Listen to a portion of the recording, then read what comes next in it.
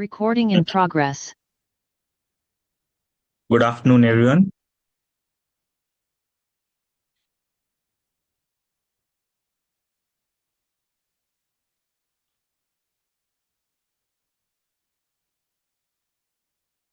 Yes, good afternoon. So, a wonderful occasion today that we are joining this session because the reason why it's very special today is I just got a call from a student who was just attending like you on the Board of Studies app.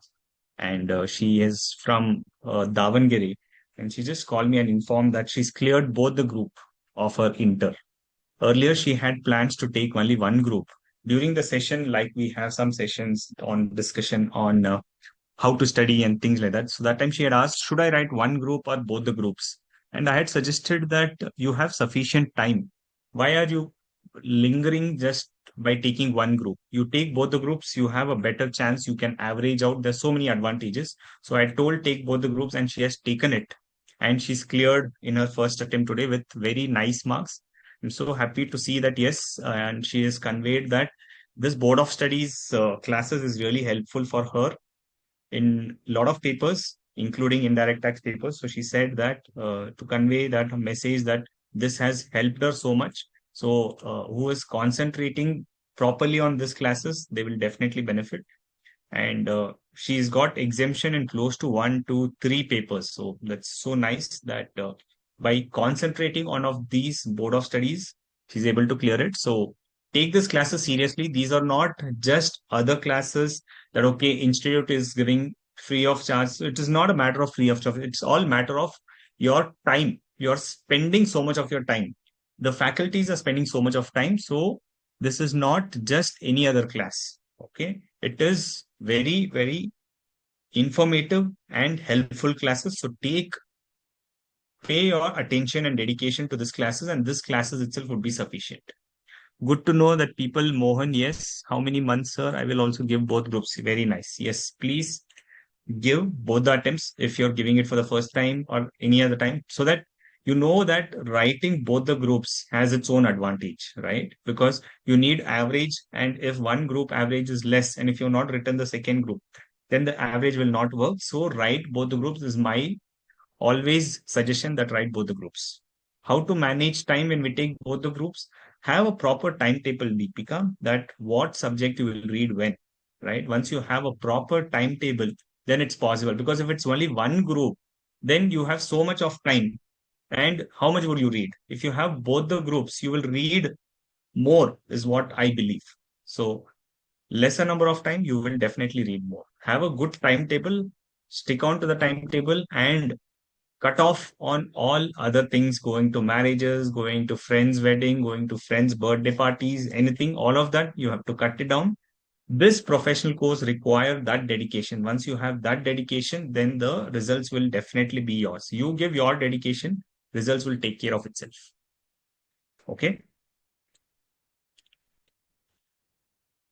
Mohan, you have completed primary education Kannada medium. So what? So you have cleared your foundation or BCom, right?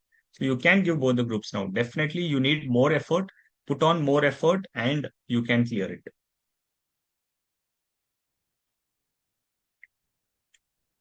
Okay. In the previous session, we had discussed, and even the Board of Studies faculty had come, and we had taken MCQs, 5 MCQs. For the rest of the MCQs, did you get the answer, or should we take that first?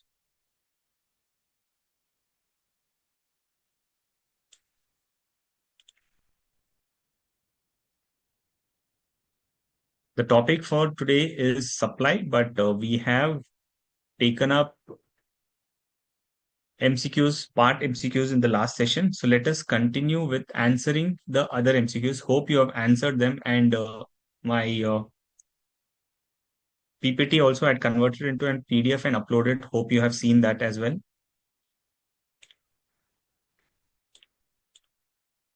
Well, let's take up the MCQs from the previous session, which I had uploaded. So we can take first MCQ. Yes.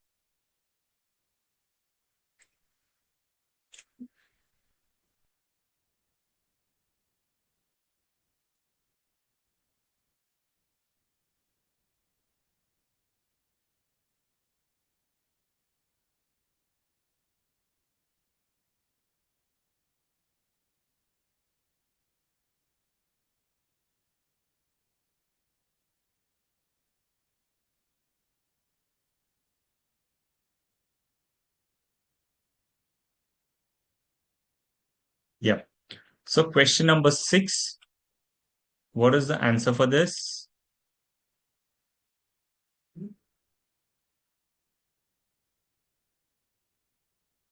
Omkar, your question is, should I start answering writing practical with the completion of each chapter or should I wait?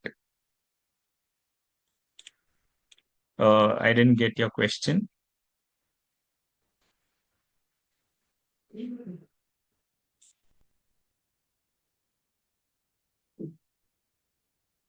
Be careful with this question. This is a dangerous question.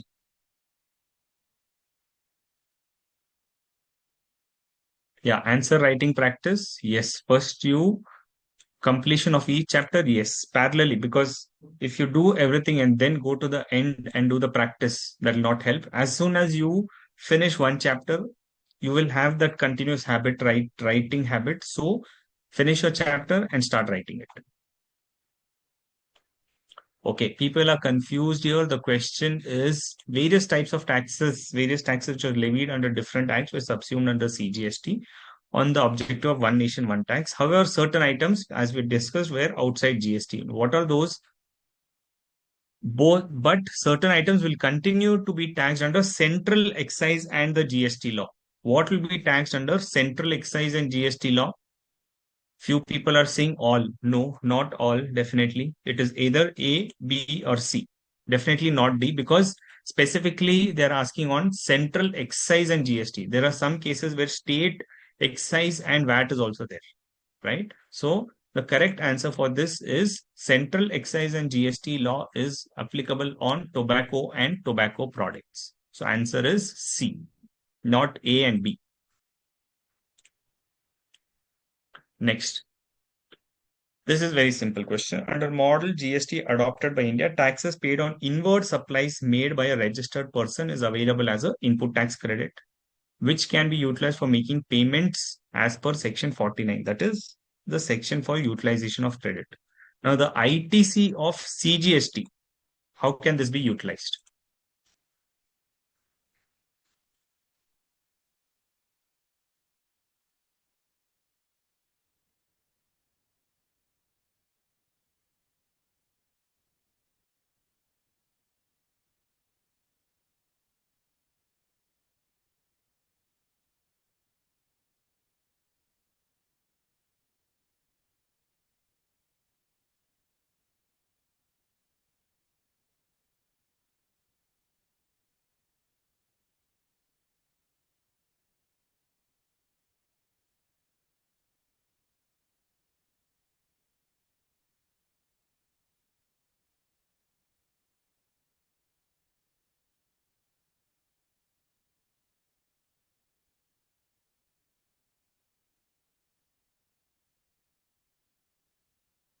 Good. A lot of people first utilize CGST, then remaining utilize IGST. Correct.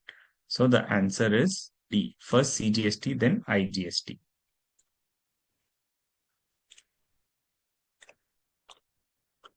Wow, few students would be wondering that why MCQ first. Generally, we take up at the end, right? So students who have joined late, this is the MCQ which we had given in the last session, and we are addressing them. The tax under GST legislation in India is being levied by whom?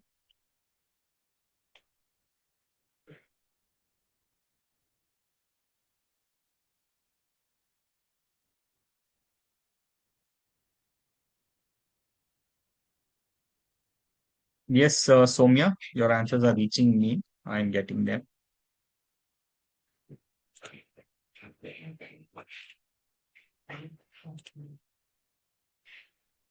Exclusively by union and state? No, that is not the answer. It is not exclusively by union and state. It is simultaneously. Both union and state are levying. That's why you see on a transaction of intrastate, both center and state are levying. So it is simultaneously by the union and the state.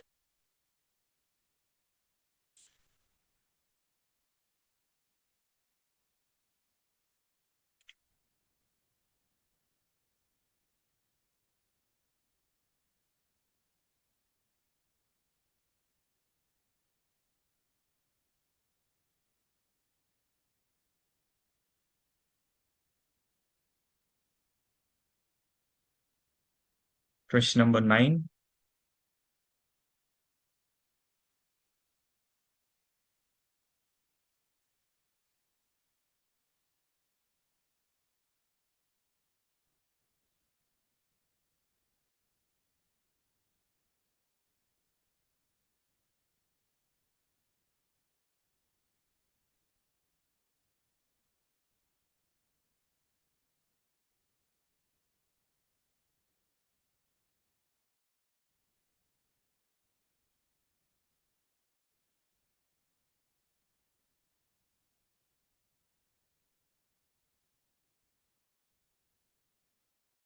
Yeah, environmental tax, actually, it is not a tax as such. For any environment destruction, the penalty what they levy, that is just called as an environment tax.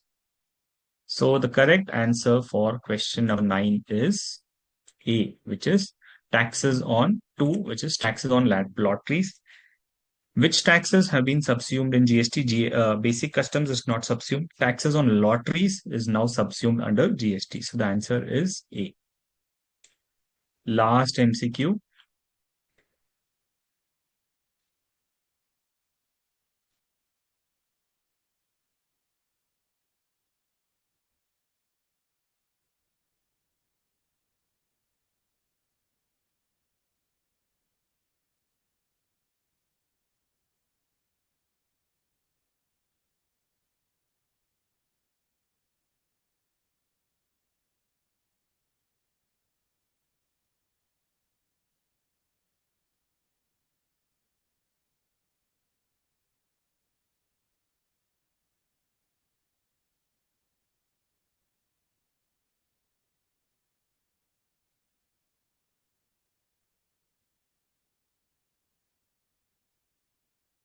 Yes.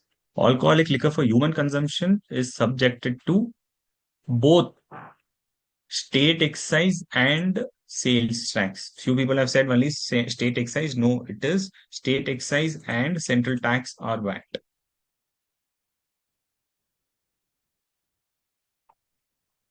Clear? Any questions on the previous chapter or any of these questions?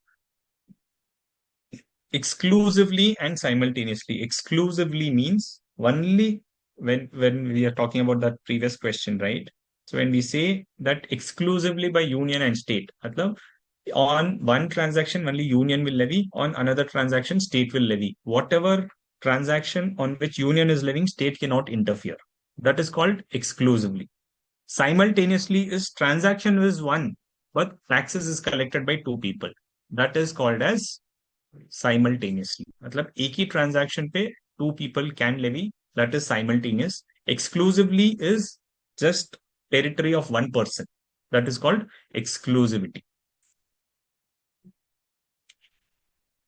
Ninth question, how subsume?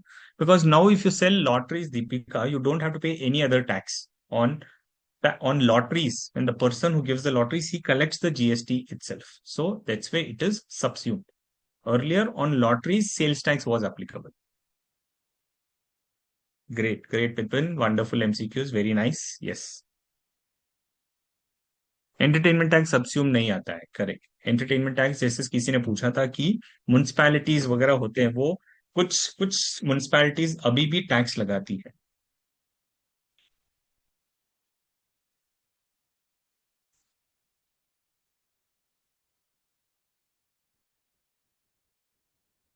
Okay. So from the questions what you're asking, I'm able to gauge that very few people have gone through the previous classes.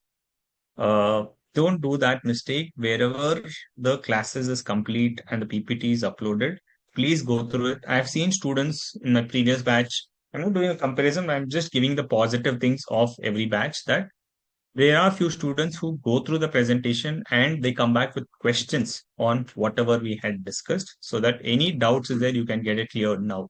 Instead of postponing it at a later point of time, do clear it in the next session itself. Environment tax, Somya, is a tax on environment, saying that, okay, some pollution, some factories there, they are, using chimneys and they are causing a lot of fossil fuels, right? For that, there will be a tax which is called as environment tax. Sure, Supriya, I am using English maximum, Hindi in few places. Wherever I speak in Hindi, be rest assured that I am talking in English also. We have to look at the overall scenario, right? So it is, we have students all across from north, south, east, west, and it will be better to connect with students from north if I talk in Hindi. So I will be talking in Hindi as well. And for the people in south, I will be repeating that in English also. Be rest assured that whenever I'm talking in Hindi, you are not missing anything.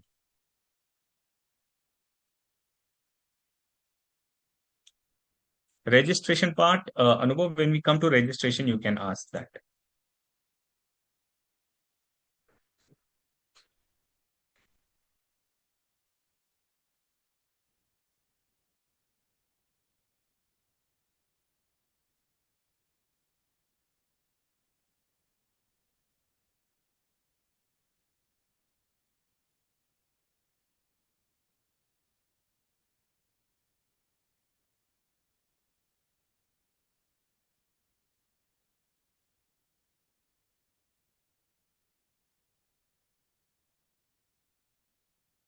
Okay, now getting on to today's topic. So once we know GST, we will now read on the next aspect in the chapter, which is okay. Some question on constitution before we get into the supply chapter. Article 249 and Article 250 have been amended to grant power to Parliament to make laws with respect to GST provided under Article 246A, also along with the matters in state list in the national interest in case of emergency. Correct. So what is your question here? Because in state, in any case of emergency, Article 249 and Article 250 of the Constitution will come in, right? So if there is any emergency, then the power under 246A, which is the power to levy GST, will also go to the center in the instance of any emergency. So what is the question in that case, Asta? Manisha Prajapat, yeah, what is your question?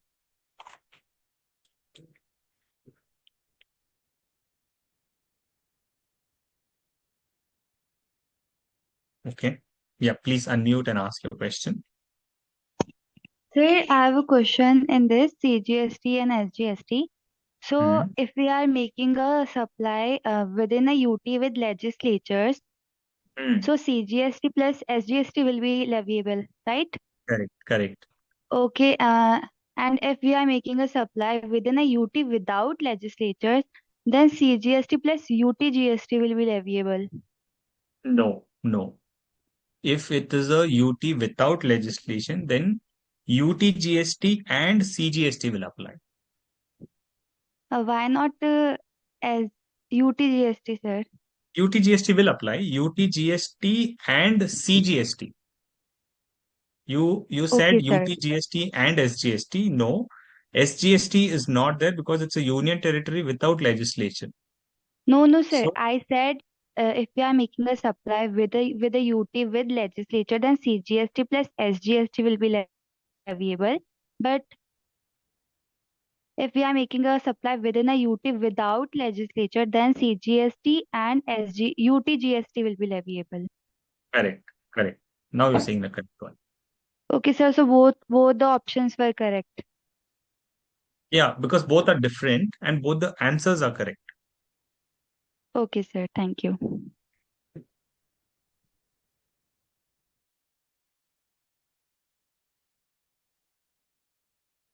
Aastha city article 249 और 240 बोलता है कि अगर कुछ emergency है, ठीक है, कुछ इमरजेंसी हो सकता है, जैसे 1952 या 1960 में इमरजेंसी हुआ था जब वॉर जैसा सिचुएशन हो गया था, तब जो भी पावर्स हैं स्टेट के पास नहीं होगा, वो सेंटर को चला जाएगा। तो इसीलिए आर्टिकल 249 और 250 बोलते हैं अगर कुछ इमरजेंसी आ गई कंट्री में, तो जो जीएसटी की जिम्मेदारी होगी वो सेंटर को होगी। ठीक है।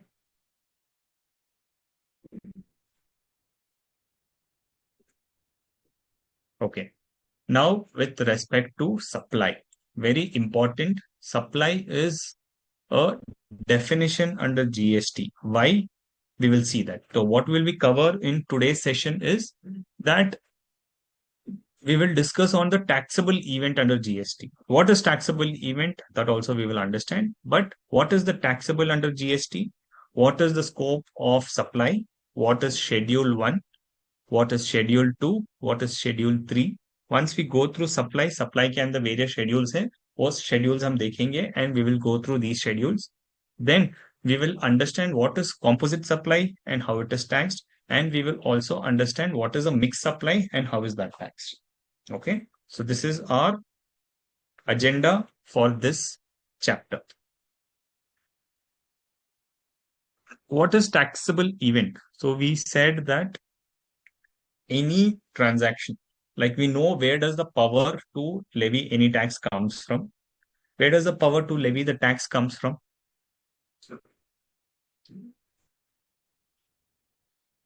First chapter we had read no in detail.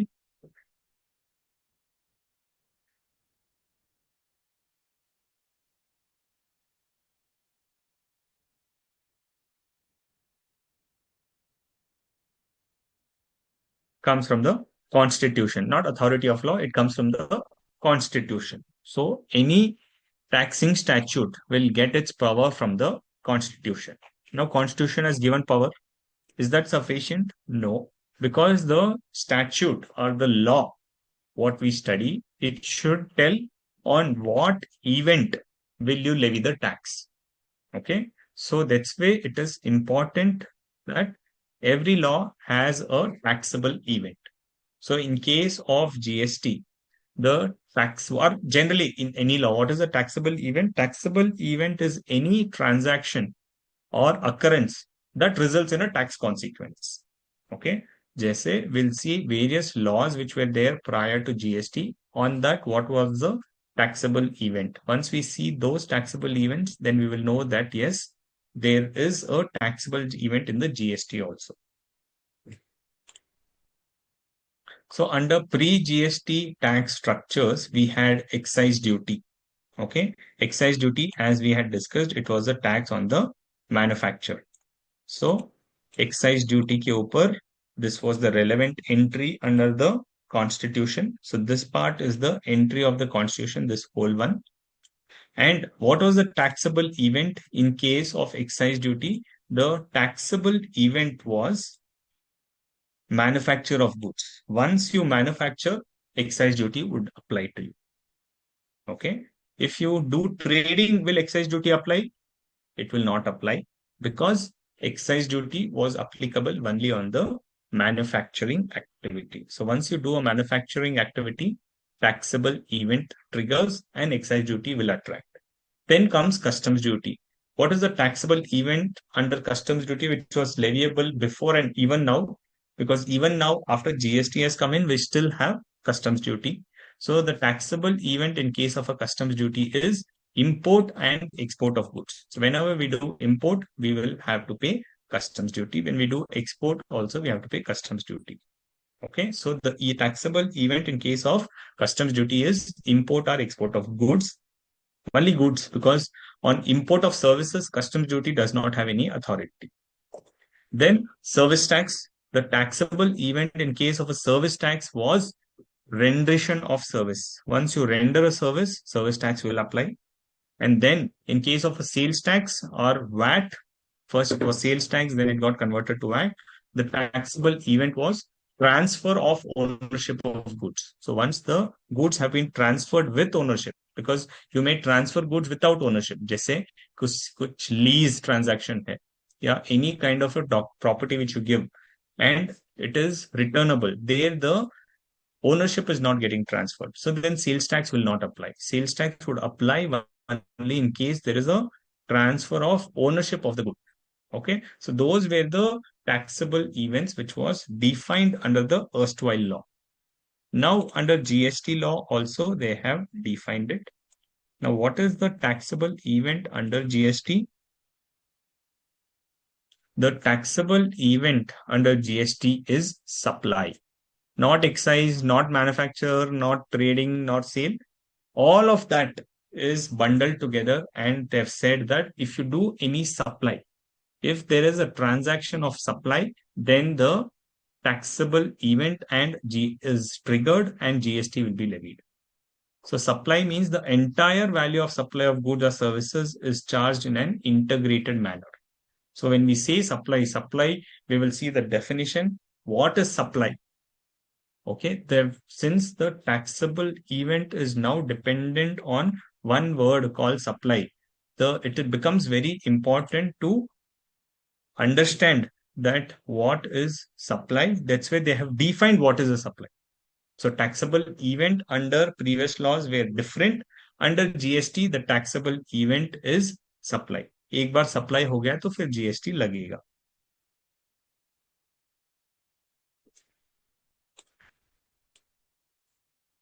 Before getting into the definition of supply, it becomes important for me to teach you what is the definition of a supplier.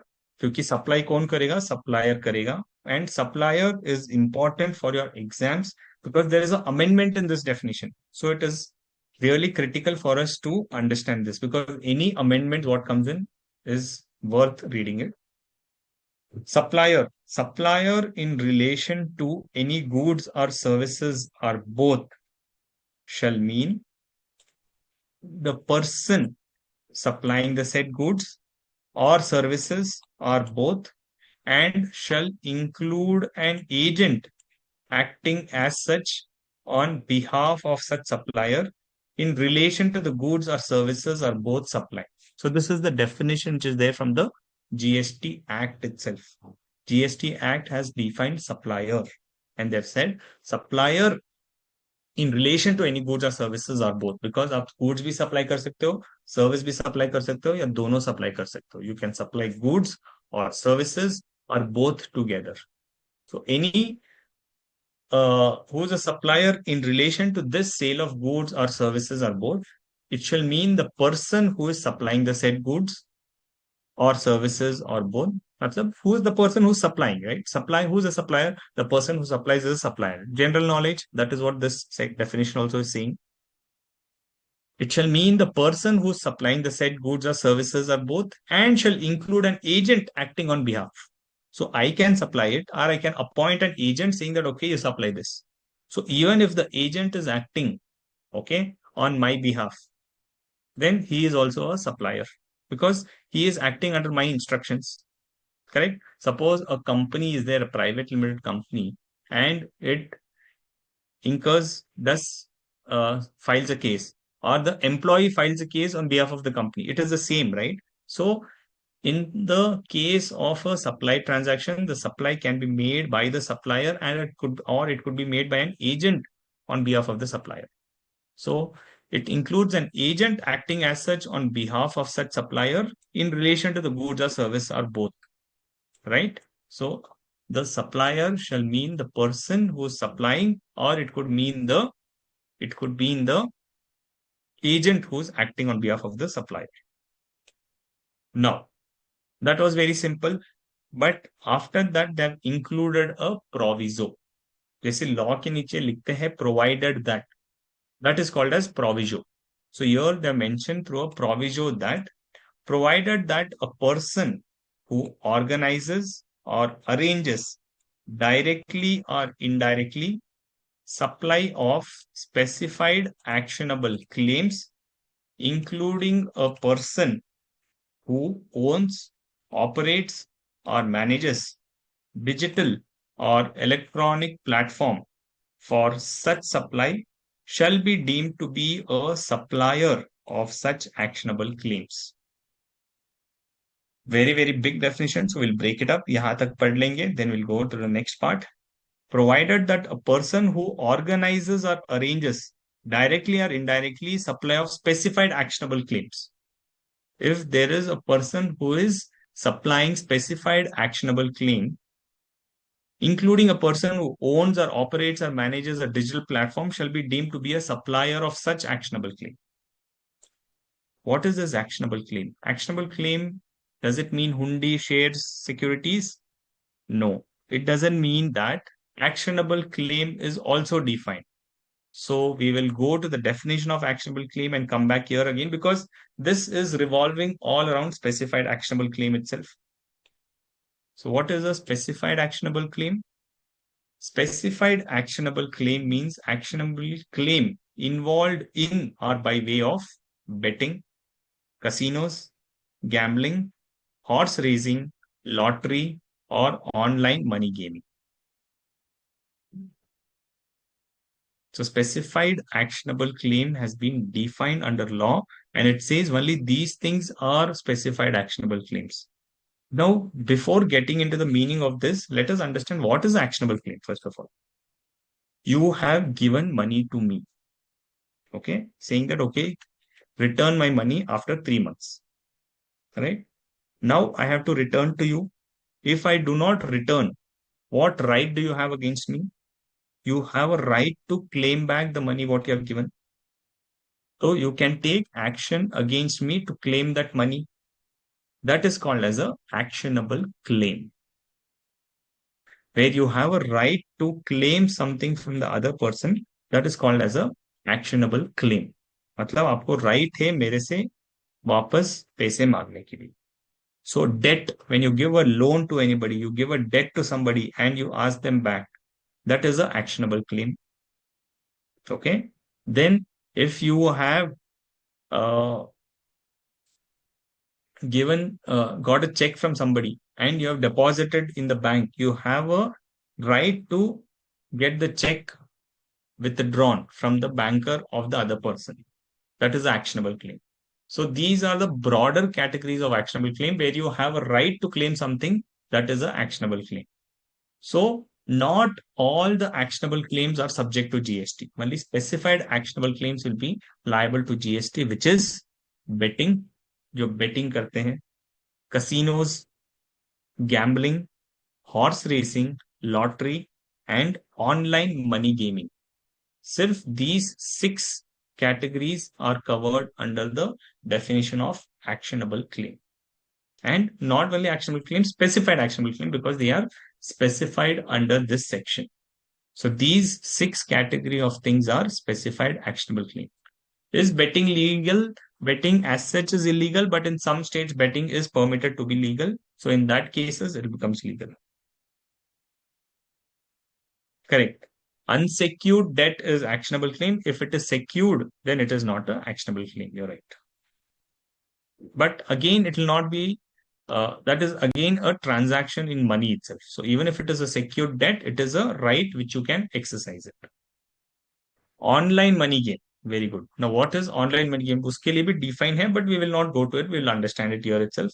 जब आप Dream 11 या any app खेलते हो, wherein you put the money and you want to win from that money. That is a simple example of an online money game. That when you invest money for a online gaming, that is called as a online money gaming.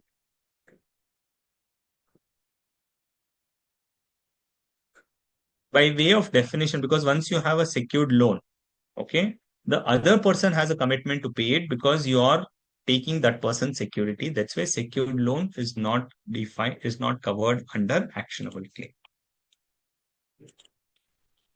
Share market game is actionable claim where you invest money and kind of play in a non-market. It's not an actual share market, it's a virtual market. Then it is an actionable claim. But when you invest in the share market directly, that is not actionable claim. That is a transaction in securities.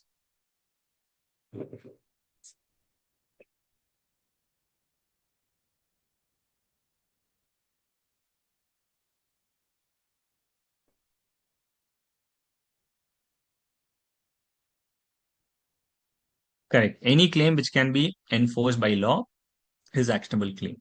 Crypto exchange. Crypto exchange is not an actionable claim because it is you invest some money, get some coins of some crypto token. So that is not an actionable claim. Okay. So we understood the definition of specified actionable claim. जैसे 6 categories are there. These are specified actionable claim. Betting, gambling, casinos, Horse racing, lottery, and online money gaming. These are the meaning of specified actionable claim. Now, in this specified actionable claim, why it is important? Because we had read the definition of supplier. Supplier means a person who supplies and a person who's organizing it. जैसे online money gaming है, lottery है, अगर किसी ने online organize कर दिया, so then that person is a supplier, because in case of online money gaming we have to identify who's the supplier. तो इसीलिए this provision has been added in the law recently, and they have said who's a supplier, so this becomes very important. A person who organizes or arranges directly or indirectly supply of specified actionable claims, including a person who owns, operates, or manages digital or electronic platform for such supply, shall be deemed to be a supplier, whereas such actionable claims are supplied by him or through him, and whether consideration money or money its worth, including virtual digital assets, for supply of such actionable claim is paid or conveyed to him or through him are placed at his disposal, and all the provisions of the act shall apply to such supplier of specified actionable claim, as if he is a supplier liable to pay the tax, because the person who is supplying could be different, but the person who's owning or operating that digital platform, जैसे website है, application है, the person who is operating him, he will be treated as a supplier. Because why is this so big and detailed definition given? Is because government wants to tax all kinds of specified actionable claims. So in case of those specified actionable claims, the government should not miss out anybody who they cannot catch, because the government needs revenue. So they have mentioned that in those specified cases, wherever these category of transactions are happening and the person who's operating him, he will be treated as a supplier, or usko tax pay karna padega. This supplier has to pay the taxes. Okay. So we got to know this specified actionable claims and the definition of supplier. Now let us go into the definition of supply. Supply has been defined under Section 7. Section 7 में supply का definition दिया है, which says that supply includes all forms of supply of goods or services or both. Very important definition. Somebody was asking what are the important definitions to remember. This is one of the important definitions to remember. Section 7 defines supply. And within 7, there is 7.1. And within 1, there is A. So we will read it as Section 7, subsection 1, clause A. 7.1A says, supply includes all forms of supply of goods or services, such as sale, transfer, barter, exchange, license, rental, lease, or disposal. Okay, so they have used 8 terms for supply. All of this is called as supply, because जो भी sale था, service था, any transaction that is getting covered here. So it includes all forms of supply of goods or services, such as sale, transfer, barter, exchange, license, rental, lease, or disposal, which is made or agreed to be made for a consideration by a person in the course or furtherance of business. So 7.1a, if we can break it up into various parts and read it, how will we read it? It includes all forms of supply of goods or services. So it should be supply of goods or service or both. And it covers this 8 forms of supplies: sale, transfer, barter, exchange, license, rental, lease, or disposal, and which is made or agreed to be made. What's matlab? You have done it now or you have agreed to do it in the future, but it should be for a consideration and by a person in the course or furtherance of his business. So it should be supply of goods or services.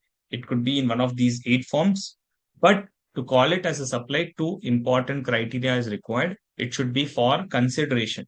Without consideration, free में कुछ करते हैं तो वो supply नहीं होगा. Because the contract law itself says that to be treated as a valid contract, there should be a consideration. So similarly, under GST law, for any transaction to trigger as a supply, it should be for a consideration, and it should be in the course or furtherance of the business. मतलब business में रहना चाहिए and consideration रहना चाहिए. Barter and exchange, there is a difference. I will discuss when we discuss this 8 forms का मतलब in detail. So that is the main definition of supply. 7(1)(a) says supply includes all 8 forms of supply. It should be for a consideration and it should be in the course of furtherance of business. And 7(1)(a). 7(1)(a) says that the activities, so without consideration will be treated as charity. Yes, without consideration will be treated as a charity, and GST will not apply for it because there is no consideration. If there is a consideration, then supply, then GST. It is one of these 8 forms, but it is without consideration, then not a supply, no GST. Clear? 7(1)(a) says that the activities are transactions by a person other than an individual, when such person is providing services to its members or constituents or vice versa, or members are providing something to that other person for cash, deferred payment, or other valuable consideration, that is also supply. 7(1)(a) is also supply. 7(1)(a) is also supply. 7(1)(a) says that the activities are transactions by a person other than an individual. So what are they trying to cover here? If there is a association or if there is a club, right? Kolkata Club, Badminton Club, Karnataka Badminton Association, Gymkhana Club. They are all what? They are not like a separate body. They are all a activity where it is formed a group or an association which is formed by its members. So when members form together a association, right? And the activities are transactions by a person other than an individual to its members or constituents or vice versa. So when that club or association provides some services to its members, for what? For either cash, deferred payment, or other valuable consideration, that is also supply. Very important. एक association also provides something to its members. जैसे apartment हो गया, काफी सारे flats और apartments होते हैं, वहां पे एक एसोसिएशन होता है. That association collects monthly maintenance from its members. That is also liable to GST because of 7(1)(a). 7(1)(a) says कि आप जो भी एक्टिविटी करते हो as an association to your members, then that is also treated as supply.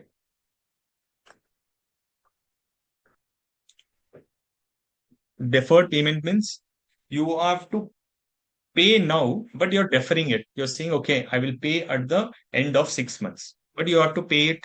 So defer करते हैं payment को, उसे कहते हैं deferred payment. Okay. 7(1)(a) is basically आप लिख दीजिए कहाँ पे भी, it is a transaction by a club or association. Then 7(1)(b) says that import of services, import of goods बाद में करते हैं, import of services for a consideration, whether or not in the course of furtherance of business. So when you import any services and you're paying some consideration, on that also GST is payable. Normally business के लिए जब हम import करते हैं कुछ software, we buy some advertisement, we buy something from the cloud, we buy something from the Google. That अगर business के लिए तो ठीक है, GST leviable है. लेकिन it says that import of services which is for a consideration, whether or not in the course or furtherance of business, even if you don't use it for your business, still it is a supply. So import of services for a consideration, whether or not in the course or furtherance of business, is also supply. Okay. So what does this mean? Can you give me an example? Can you think of some example for this part?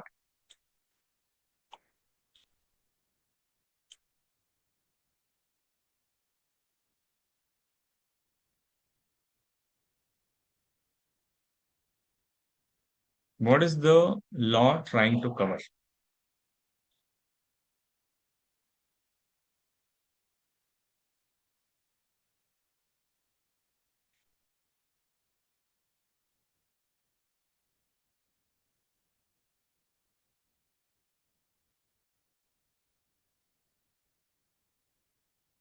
remittance by subsidiary situated outside abroad, that will be for the business. But when they say whether or not in the course of furtherance of business,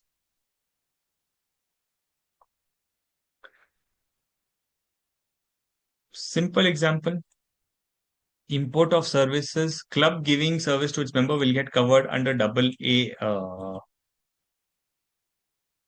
Aditya. But import of services, जैसे आप online में music download करते हैं, वो आजकल एक app आ गया है ना, Spotify, wherein from Spotify you are, it is not a company which is registered in India, IP बाहर है.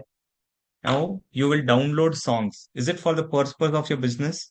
No, it is not for the purpose of business. So that will get covered here. Whether or not in the course of furtherance of business, import of service hai wo, because you're getting it from outside India. So that is an import of service.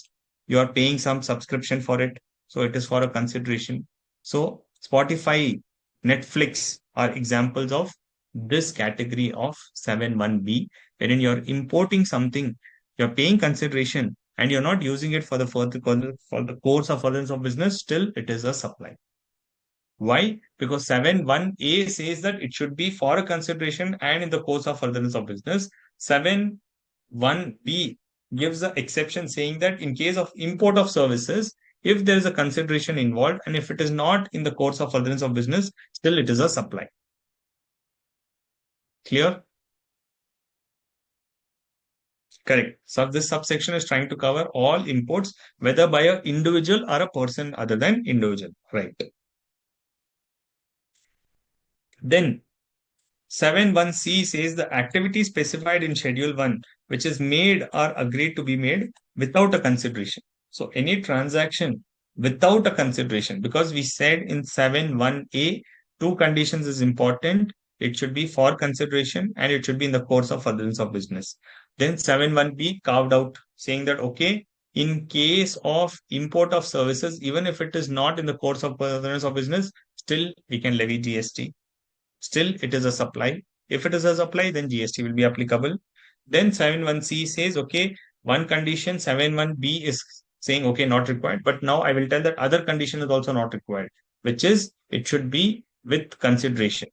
So what will 7(1)(c) say? That the activities which are specified in Schedule 1. So it is directing to you to Schedule 1, saying that go to Schedule 1 for those transactions. If there is no consideration, still it is a supply. Okay, but should it be in the course of furtherance of business? Yes, it should still be in the course of furtherance of business.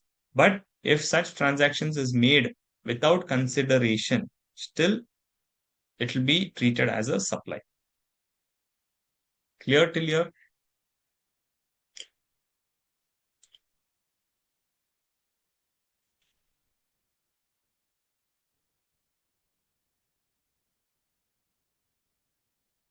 Because supply is a basic, so we can spend more time on this.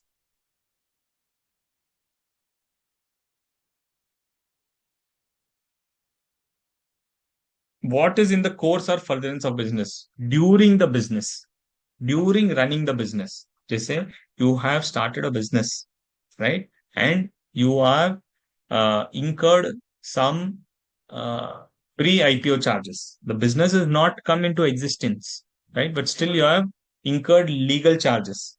But what is all those for? It is for coming into the business. So that's why such expenses will be treated as in the course or furtherance of business. Similarly, any activities which you do prior to the company coming in, you have done a viability study, whether it is feasible that I should operate a company and do business.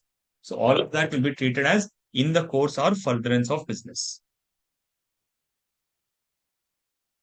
Anything not mentioned in Schedule 1 will not be part of 7(1)(c). Correct. Specifically, it should be in Schedule 1, only then it will be part of 7(1)(c). Sir, give some example on without consideration. You are bought a laptop. After 3 years, you have a policy to scrap it out. So आपने देखा कि scrap करने में कुछ फायदा नहीं है. The laptop is still good. So I can give to a NGO. So I will give to a NGO who will use it for their purposes. For me, it is not usable, but for them, it becomes usable. लेकिन मैं कुछ consideration नहीं ले रहा. So that is an example of supply without consideration. So because one of the forms, 8 forms of supply has disposal also. So मैं dispose कर रहा हूँ लेकिन consideration नहीं ले रहा हूँ. SAP software comes under B. Yes, SAP will come under B itself. Every business or manufacturer supply finished goods to others or take supply of raw material. Correct.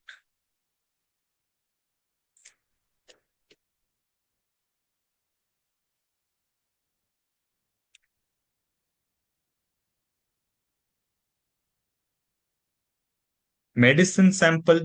Medicine sample, where will it come here?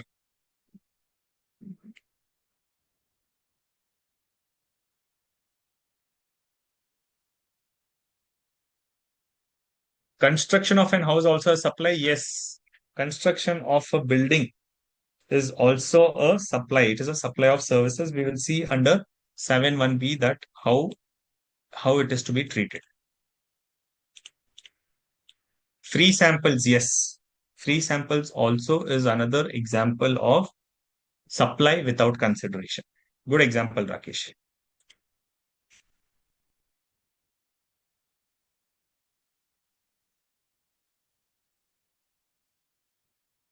So it is a supply and will attract GST even though without consideration. Perfect. But how do we know the value? The value we will know through the valuation rules. So there is valuation rules under section 15. Through that, we will determine the value. QuickBooks, Zoho, yes. Zoho is an Indian company. So supplier is in India, receiver is India. It will not be import of services. QuickBooks can be import of services. Donating chairs to school, yes. These are all transactions of Schedule 1, which is transaction without any consideration.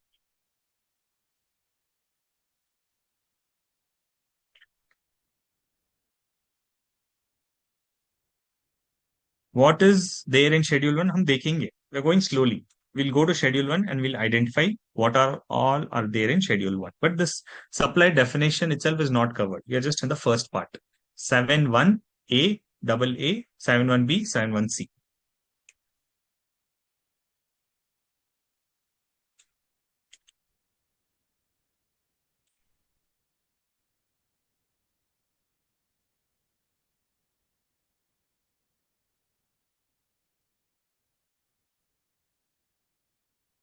Okay.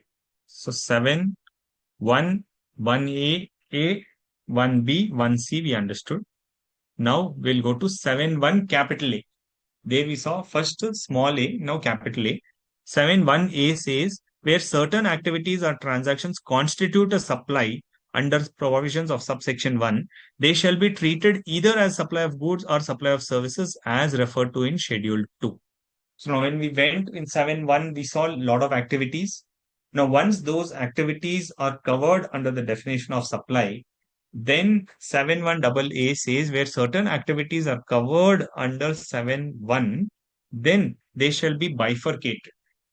They shall be treated either as supply of goods or supply of services as referred to in schedule. So classification of whether a transaction is goods or transaction of service is given in 7.1a referring you to schedule 2. What is schedule 2? That also will go. Okay, 7.1a is basically guiding you policeman की तरह कि हाँ आप 7.1 में cover हो गए हो, you are covered under 7.1 as supply, then you come to 7.1a, I will treat you whether it is supply of goods or supply of services. Why it is important? Because under GST law we have separate rate schedule for supply of goods and we have separate GST rate for supply of services. So supply of goods is different and supply of service is different.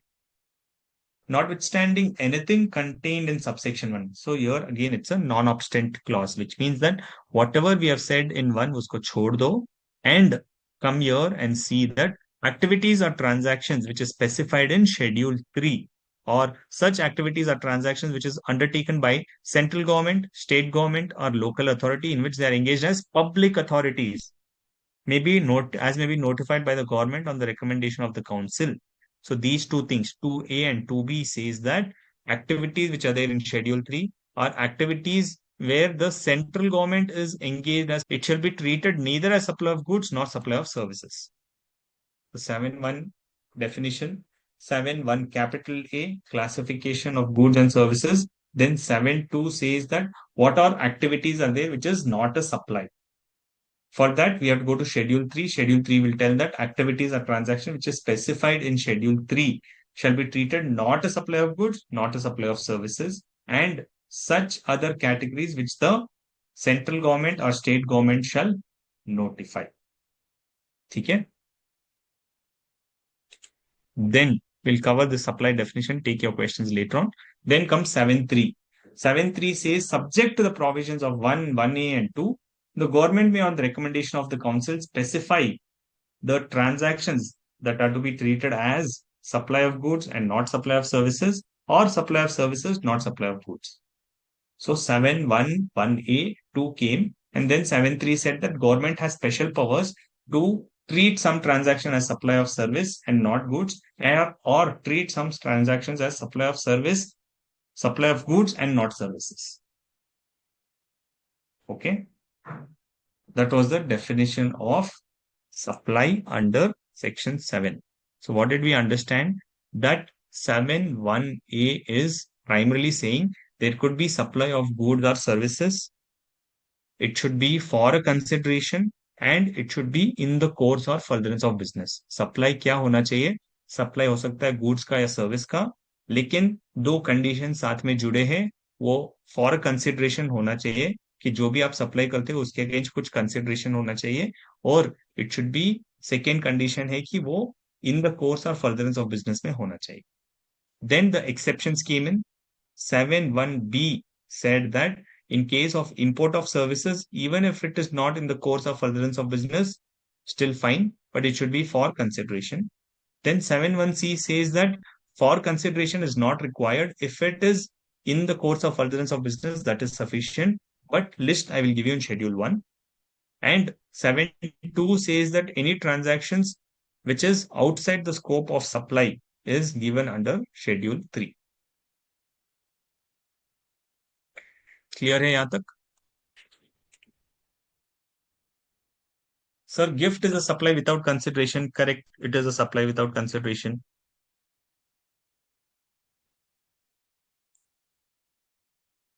Yes, is there any supply which is supply of goods or services? Could be.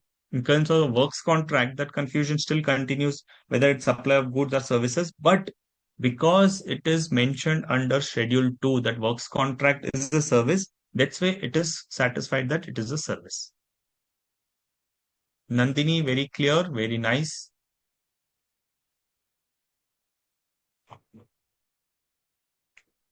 Person, definition of person is there, Kavita. It's same like Income Tax Act. Person includes an individual, HUF, AOP, BOI, company, private limited, association of person. That is called as a person. So it is not necessarily an individual person. It could be a company, organization, association, anything.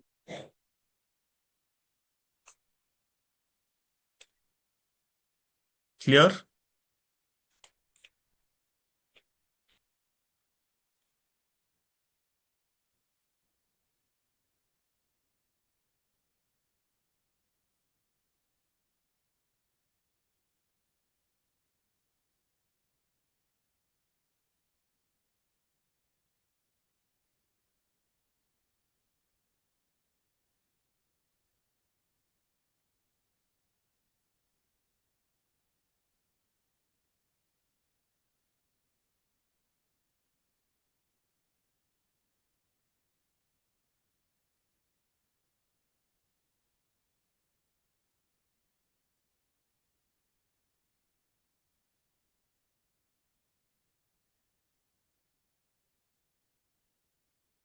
Okay. No more questions. So we are clear with the definition of supply now.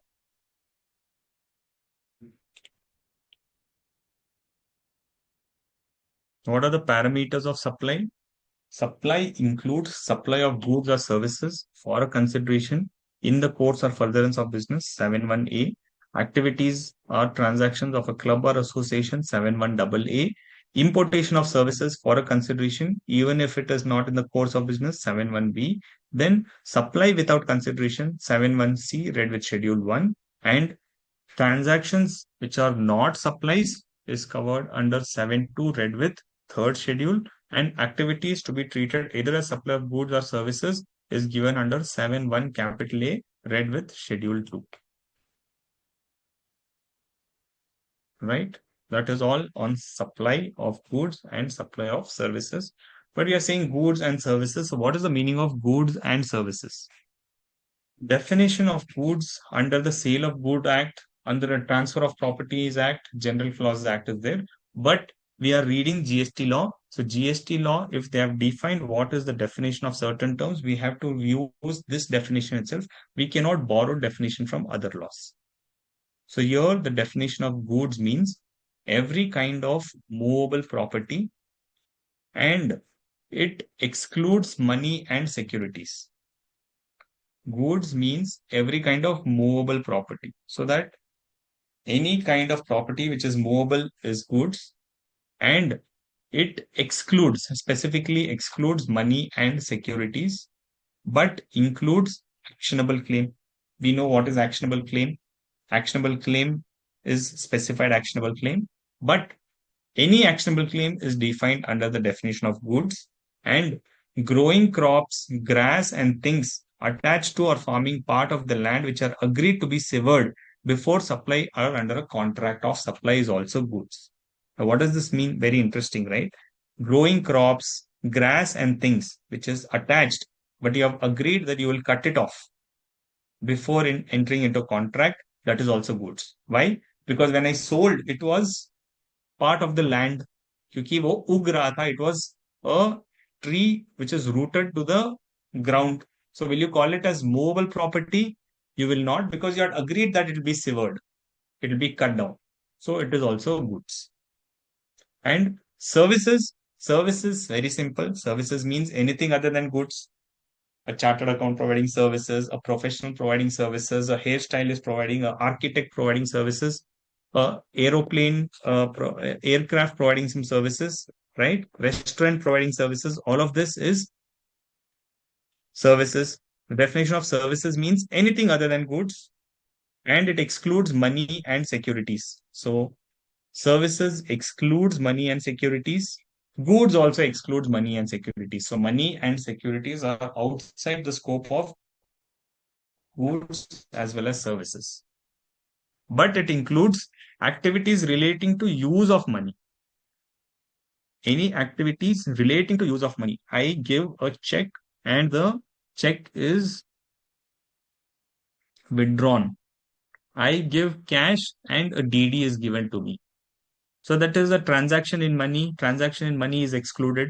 But to give that money and get a demand draft, bank has charged some charges.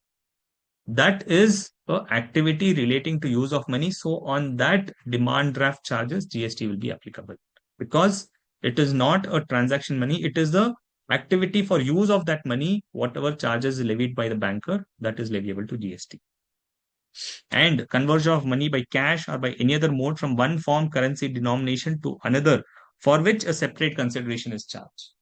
I had 1 lakh rupees. I exchange it for US dollars. And the banker has charged me forex charges. That is covered here. Conversion of money by cash or any other form from one form or currency denomination to another for which a separate consideration is charged, that is included under definition of service.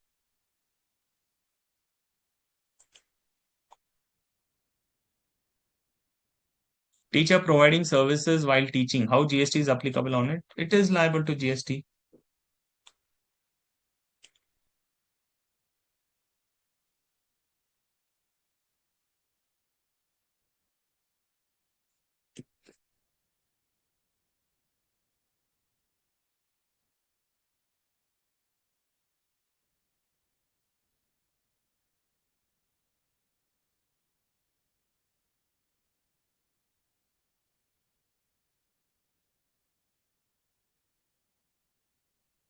Use of money.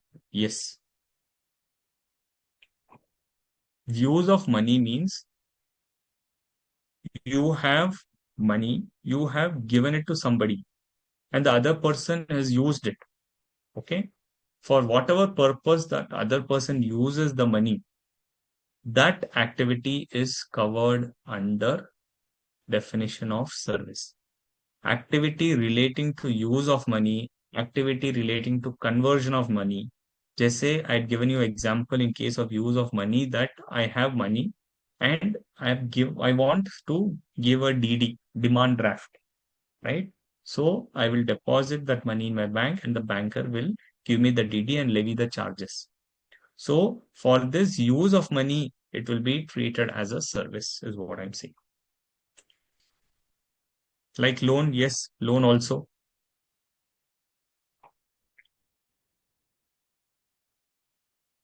IT consultants, lawyers, yes, all of them are providing service.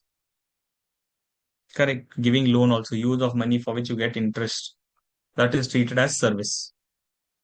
The interest what you earn is a service, not a goods. Whether GST is applicable or no, we'll see because after determining goods and service and supply, then we'll have to go to exemptions. If it is exempted, then GST will not apply. But prima facie, it's a supply. Actionable claim comes under service? No. Actionable claim, Charan, comes under goods. They specifically said it includes actionable claims. Goods include actionable claim.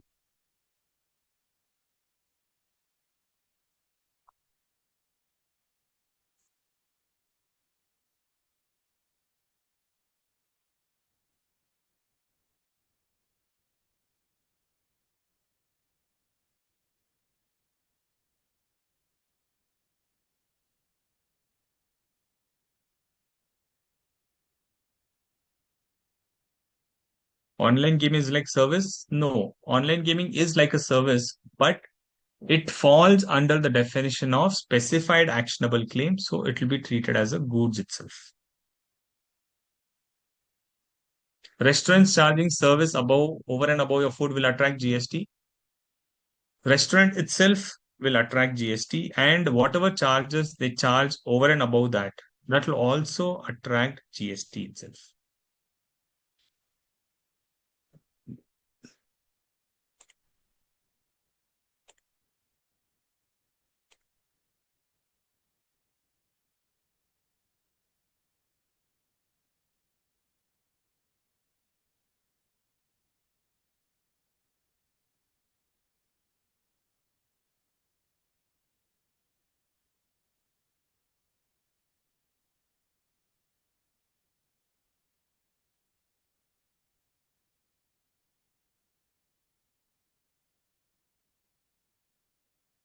Currency held for its numismatic value is goods? No. So generally, yes, yes. Where is it? Where is it? Where is it? It's coming here. So any currency transactions, money and securities excluded. But if the money is held for its numismatic value, then it is treated as goods. Like a 500 rupees note, which has unique number. So it is held for its numismatic value. Then it is not just a transaction in money, that will become a goods.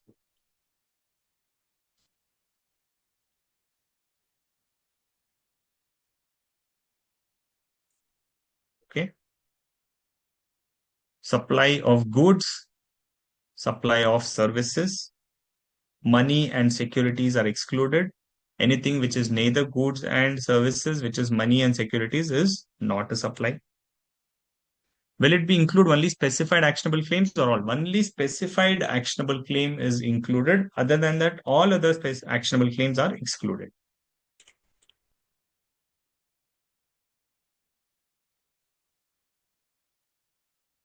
Okay.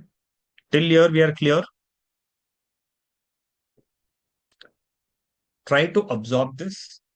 By the time we will take a short break. Yes, we'll take a break now and come back in 10 minutes and go to the 8 forms of supply.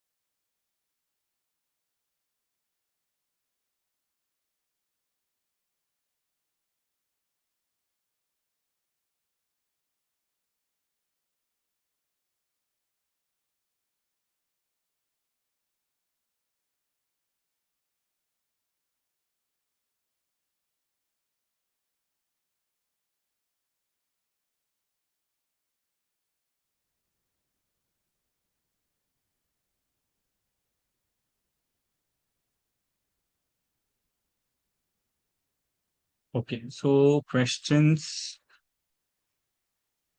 If money is held for its numismatic value, then it will be considered as money or goods. Yeah. So if any old currency is there, okay. Now, money, when they say money has been defined, okay, when you go to definition of money, it specifically says money excludes a money which is held for its numismatic value. Which means what? When you hold a money in that note, you will see there is a declaration that the governor signs on it.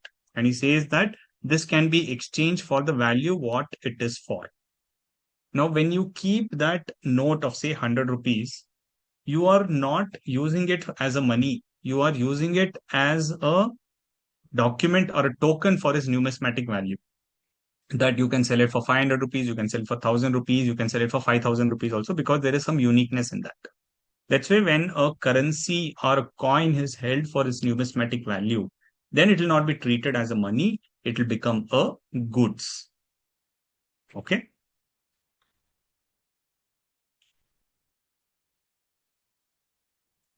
Yes, if a person buys goods or raw materials and converts them into finished goods and then passes it on, right? Then it is under furtherance of business, correct? Because he is doing a manufacturing activity and hence is supplying it.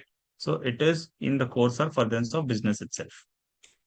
Unique for its serial number, yes. Could be various things that you have number, a note which has 11111111. So you're holding it because of its uniqueness. Ola providing transportation service will attract GST? Yes, very much, because it is any transaction other than supply of goods, it is a service.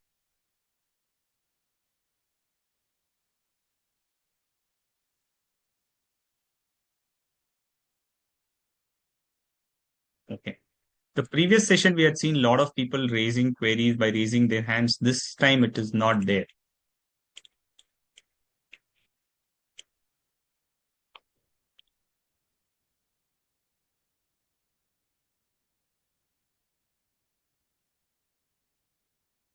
Okay.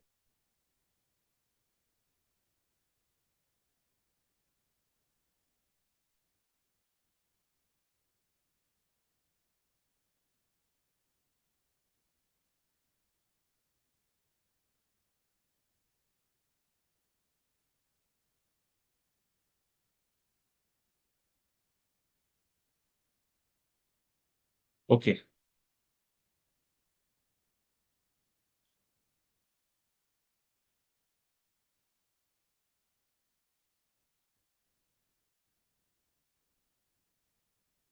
Now the 8 terms under supply. What is this 8 term supply? One more question of Manisha. Asset management company fall under this head services? Yes, they will fall because they're managing the assets. Whatever charges they charge on that, GST will apply. But whatever asset management companies buy securities, they will buy shares and sell it. On that, GST will not apply because transaction in money and securities. So transaction in securities is outside the scope of GST.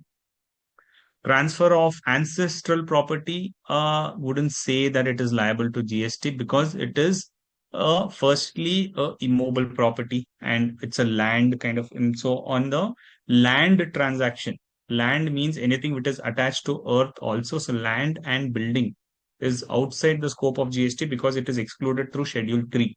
So, and that inheritance also is not a supply. So I wouldn't say that transfer of ancestral property is subject to GST. It is not.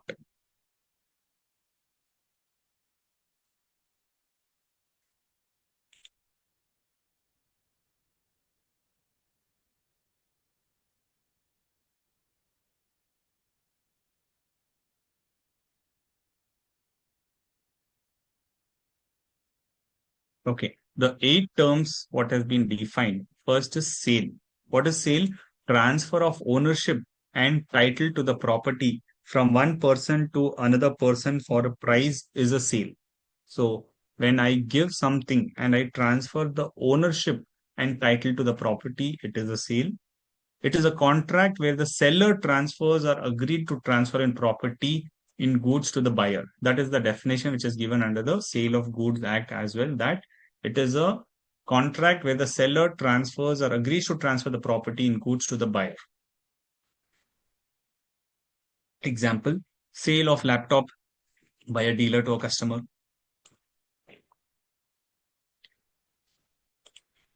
Transfer. So these 8 terms is in relation to goods or services. Because when we read the definition of 7(1)(a), it says supply includes all forms of supply of goods or services such as. So primarily it should be goods or services. It is not the transfer what we read under the Income Tax Act. It is supply of goods or services such as. So these 8 terms has to be read along with goods or services. Okay. So keep that in mind and then read it, because there are some questions saying that, okay, transfer, inheritance, property, will that come here? No, because they are not goods or services. Primarily it should be goods or services, then these 8 forms. Transfer, meaning of sale is, first is transfer of ownership, and meaning of transfer is to convey or remove from one place to another. Suppose transfer of goods from the warehouse to showroom. Will that attract GST? Primarily, it is a supply. If it will attract GST or no, we will come to that later on. First, we are just understanding supply. Supply can include sale, supply can include transfer also, right? Then barter.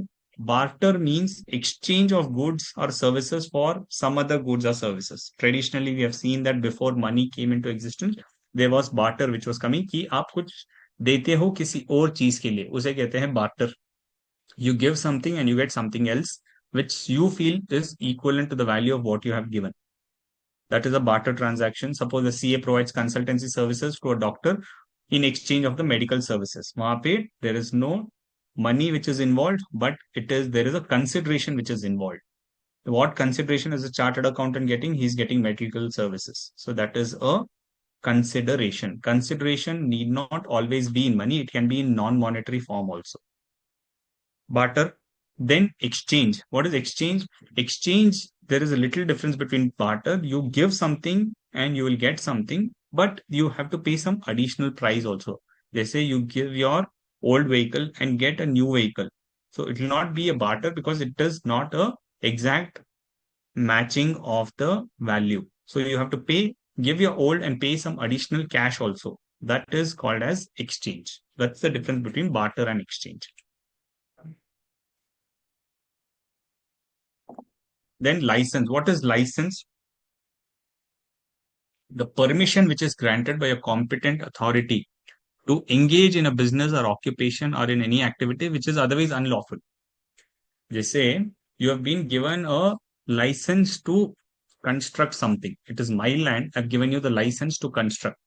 So that is the permission which I'm giving you to enter. But if I don't give the permission, you cannot trespass my property. So that is a license which I'm giving to enter into the construction activity of my building on my land. That is license. Then disposal means sale, pledge, giving away, or use or consumption of or disposition of anything. Simple disposal, आप किसी चीज को dispose कर रहे हो, or giving away. Say disposal is also a sale or transfer, but property does not possess a merchantable warranty. Sale also you're giving it the title, and disposal also you're giving the title. So what is the difference between sale and disposal? In sale, if you give something and if some defect happens, the buyer can question you. But in disposal, when you are giving something, you're giving the title in it, but it does not have a merchantable warranty because it is disposal. If there is some defect, the buyer has to repair it by himself. The seller does not have any guarantee for it. Then rental, that is renting something, renting of machinery, renting of light, okay, anything. Those things are renting in the normal sense, what we understand. Lease is to make a legal agreement by which money is paid in order to use a land, a building, a vehicle, or a piece of equipment for an agreed period of time. Okay. So when you give off your house for occupation, That is a lease transaction, not a rental transaction. Rental will be in relation to goods. Lease will be in relation to any building or a vehicle or a piece of equipment. So here the question comes, what is the difference between lease and license? Very similar. Lease is where possession is transferred along with the right to use property. But in license, it is similar to use except that possession is not transferred. Matlab, in case of a lease, when you're giving a house for lease, the other person can stay there. He has a right on that property. But in license, the other person does not have a right to the property. He can just use it and he does not have a possession for that thing. As per classification in Schedule 2, when we come to Schedule 2, we'll see that license, lease, and rental of goods with or without the transfer of right to use, all of this are treated as supply of service since there is no transfer of title. If there is a transfer of title, it will become sale. Any transfer which is without transfer of title is all supply of service, which is license, lease, and rental.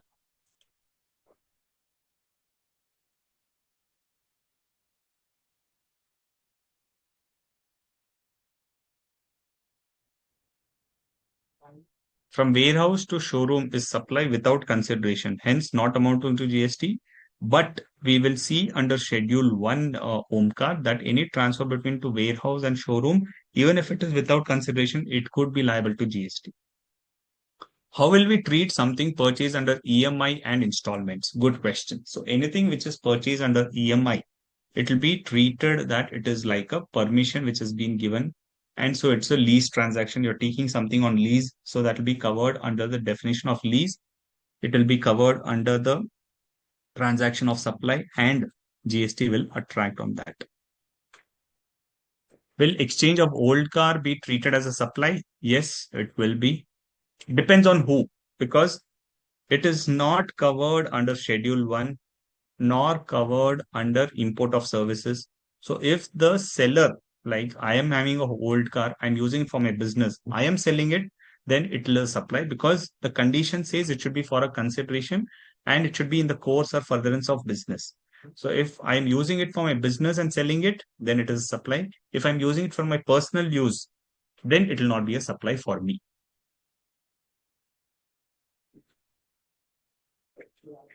Possession का मतलब हिंदी में कि मैं उसको हकदार हूं, उसको मैं यूज कर सकता हूं, उसे कहते हैं पोसेशन। जैसे घर है, घर के अंदर मैं रह सकता हूं, मैं घर का मालिक नहीं हूं, फिर भी मैं उसके अंदर रह सकता हूं क्योंकि मेरे पास है उसका राइट अंदर रहने के लिए, उसे कहते हैं possession.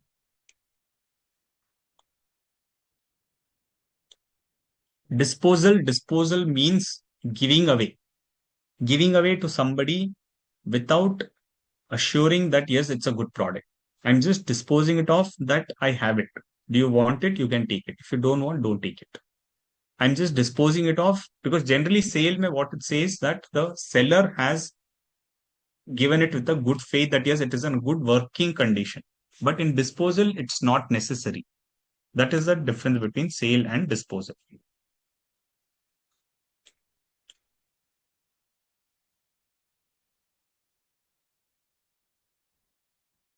Does locker rent would be supply? Yes, locker rent would be supply.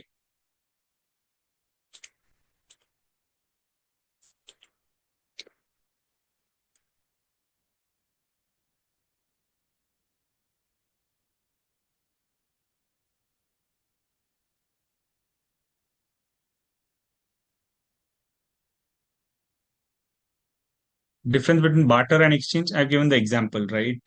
Barter is when you exchange something for something else. Okay. But in case of a exchange, you will give something, you will get something else, but it is not matching the value. So you'll pay some extra consideration for it. That is called as exchange.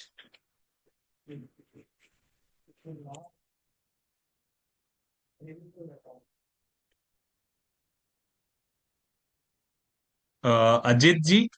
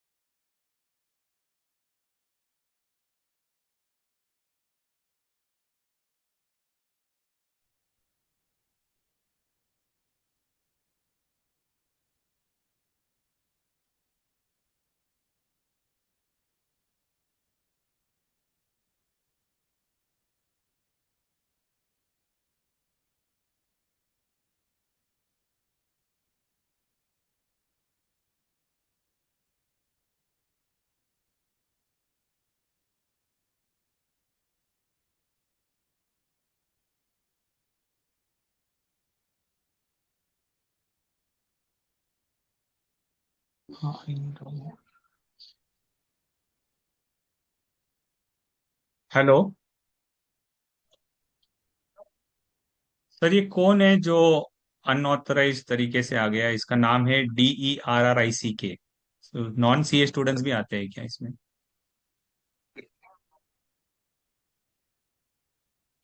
Sir अनीशु। Derek.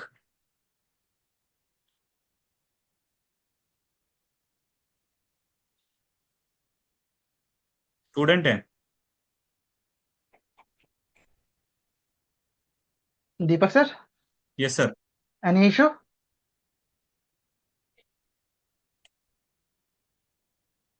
निकाल दिया उसको।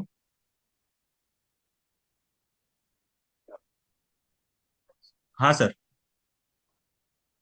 तो ये क्या होता है, हर एक class में कोई ना कोई स्टूडेंट आके कुछ फोटोज डालता है या कुछ ना कुछ डिस्टर्ब करता है। तो सर जैसे ही आपको वो दिखे ना तो आप उसको ब्लॉक कर दिया कीजिए। हाँ, लेकिन वो क्या करते हैं, एक बार ब्लॉक करने के बाद दूसरे नाम से फिर से नहीं एंटर हो। सर, अब वो उस सिस्टम से ज्वाइन नहीं हो सकता, उस सिस्टम से वो ज्वाइन नहीं हो सकते। ओके। नेक्स्ट टाइम से हम उसमें एक वेटिंग रूम इनेबल कर देते हैं ताकि वो हमें पहले ही पता चल जाएगा। ओके। Yes sir. ठीक है। Thanks.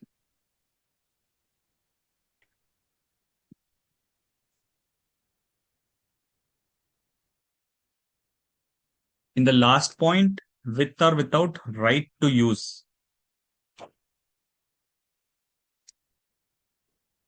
Correct. Lease is where the possession is transferred, right? When I give you a land, when I give a house, okay, you use that property. So possession is transferred, that you can use the property, but right to use, lease is where possession is transferred along with the right to use. You're given a possession, आप उसके अंदर use कर सकते हो, and you can use the property. That is called as lease. What is merchantable warranty? Merchantable warranty means it should be in a condition that it can be used. That is called as merchantable warranty.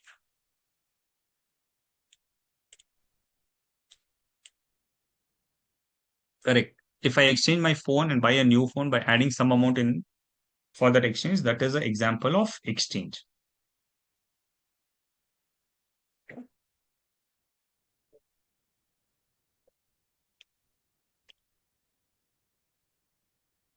Possession is under control but not ownership. Correct.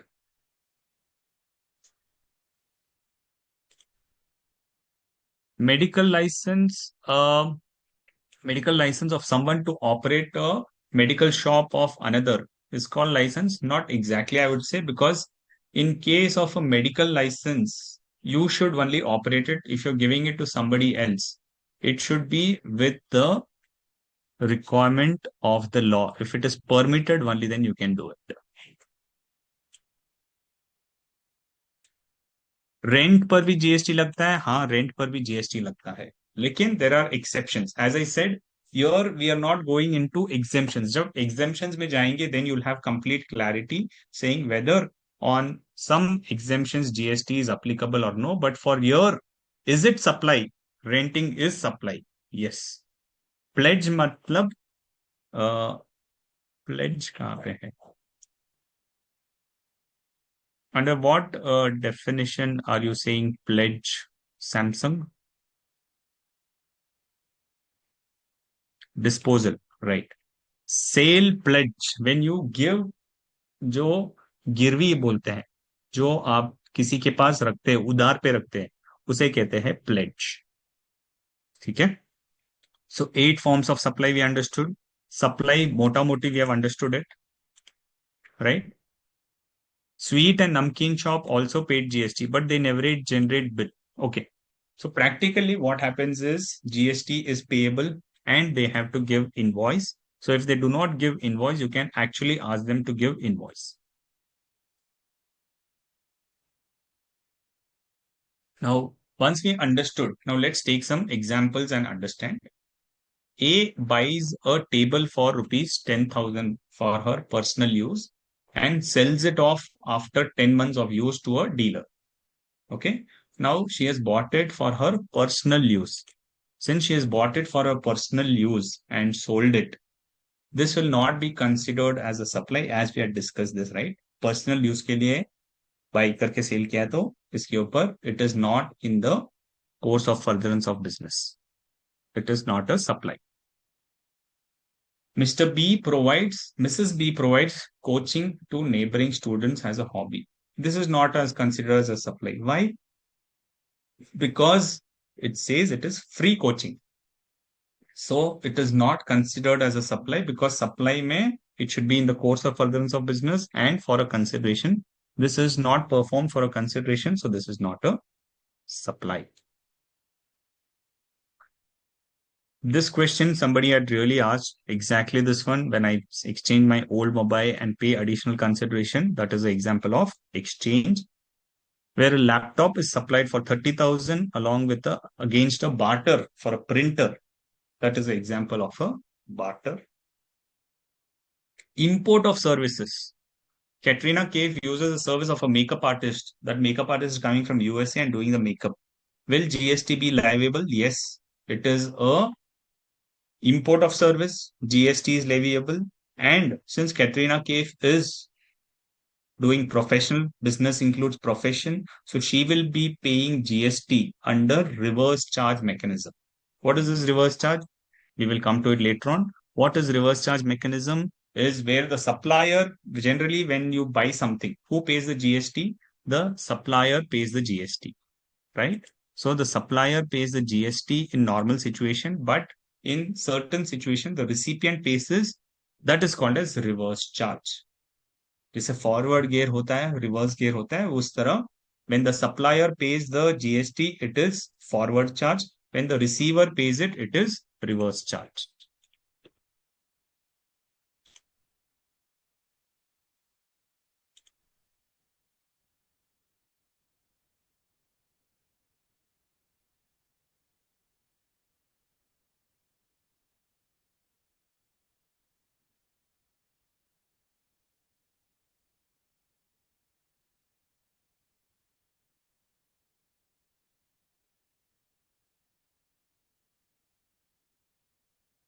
Clear with these cases? Clear with reverse charge?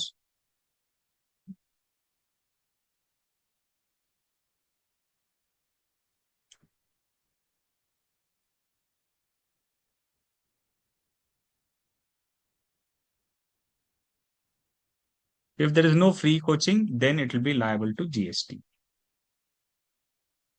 Provided they cross their limit and everything else.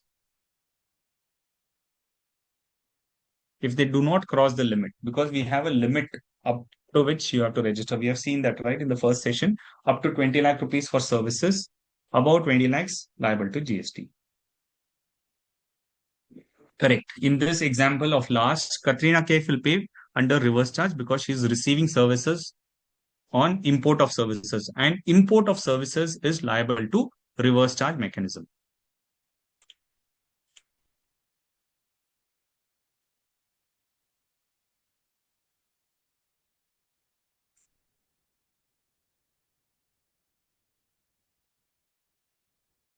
We were all discussing on it should be in the course of furtherance of business and barter once again. Barter ka matlab I've given those examples. No? Now you would have got clear, Ms. Priya.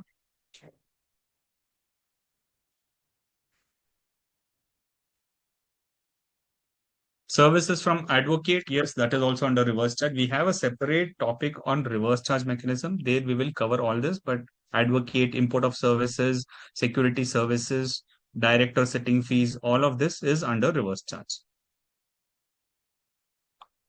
Katrina has to pay GST. She has to be registered. Correct. She has to be registered if she is not registered. But if there is a liability on her or any person on which reverse charge attracts, and if they are not registered, then for the purpose of paying GST, they will have to register.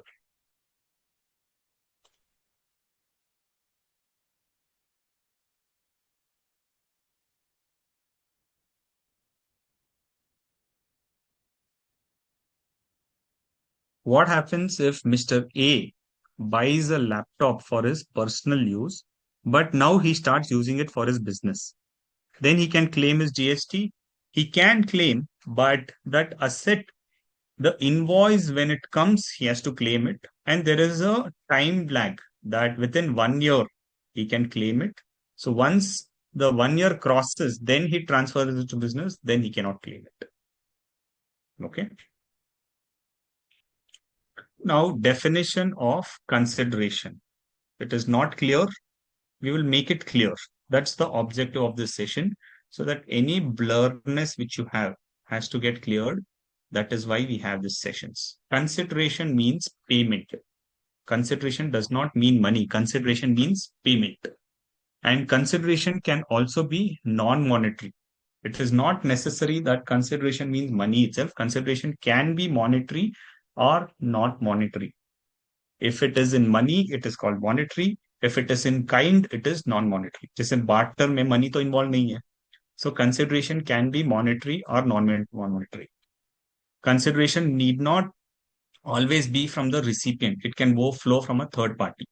I have supplied to you. It is not necessary that you have to pay me only, then it is treated as a consideration. It can come from someone else also. Okay. Something in return. Rightly said by Anubhav. Consideration means something in return. I give you something, you have to give me something. Now that something can be cash or non-cash also.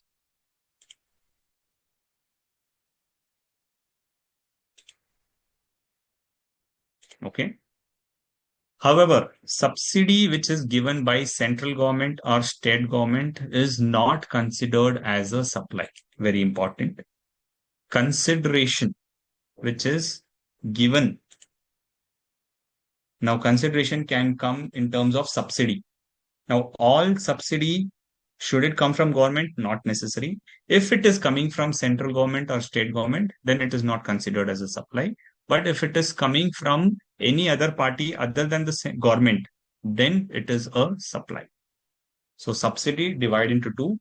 Subsidy can be given by central government or state government. If central government or state government gives, it is not a consideration, because if you treat it as a consideration, then GST will apply, and the government is giving you subsidy because you are not, because you need funds. So if central government or state government gives, it is not a consideration, but if somebody else gives, then it's a consideration.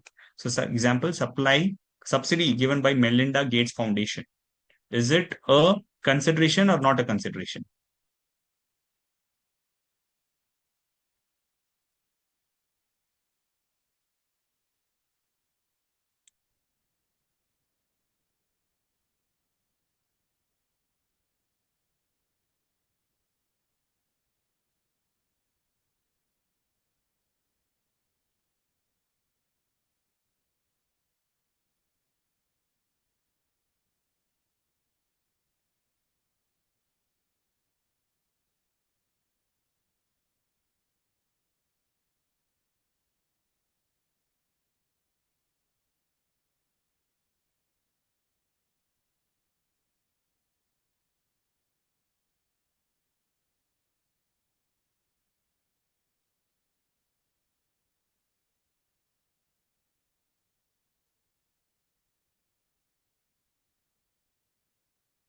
It is a consideration. If you are saying not a consideration,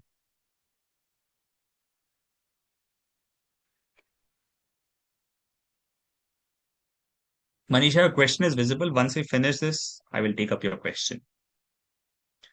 It's a private foundation, so it is a consideration, because any kind of subsidy which you are getting from a non-government is a consideration. Okay. A deposit given. I give a deposit. Deposit का मतलब क्या है? I'm depositing and I should get it back. So it's a deposit, not a consideration. Correct? So any transaction in money will generally be consideration. But if I give it as a deposit, it is not a consideration. But if the supplier, why we give deposit? So I need some kind of franchisee. I will deposit something. Once I deposit, I will get the franchisee. Now, after a certain period of time, the deposit is like a security for the supplier, so that if you default, I will utilize it against the transactions, what I'm doing. So if the supplier is not paying, if the customer is not paying, then the supplier will utilize the deposit. So when the supplier offsets the deposit with the consideration, then with the transaction of supply, then it's a consideration. So that's why it said a deposit given in respect of supply of goods or services shall not be considered as a payment unless the supplier applies such deposit as consideration for the said supply. Okay, unless you apply it for the consideration, it will not be treated as a supply. Consideration has to be quid pro quo. Very important. Consideration should be quid pro quo. Like somebody was saying that something for something. Similarly, something in return for what transaction you're doing, that is called as a consideration.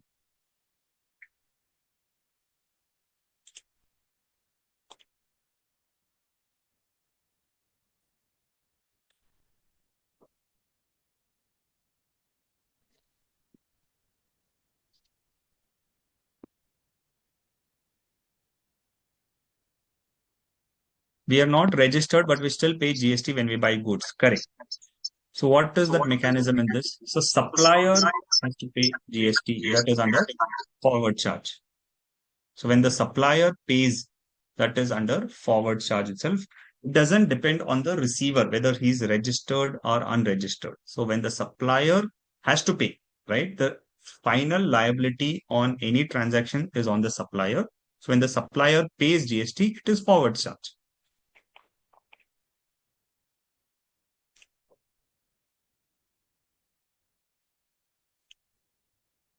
Aditya Kumar, do you have any question?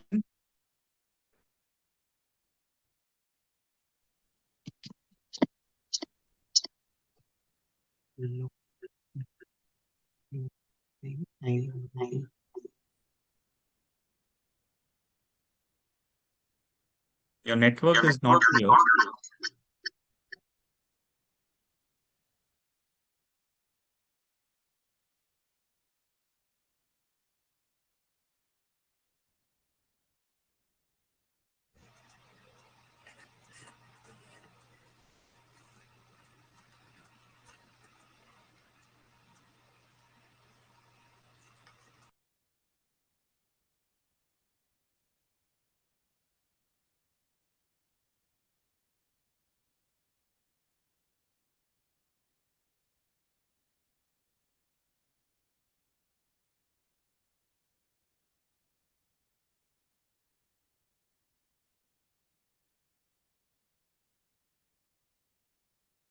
Okay, consideration, we are clear. Next is there is clarification. So what happens in GST is we have certain clarifications which is given by the GST authorities. They will see that from time to time there is a requirement that some definition is there under the law, some definition is there under the rules, but there is a confusion. So the department will give clarifications. So they came up with a clarification saying that whether donations are to be treated as a consideration or no.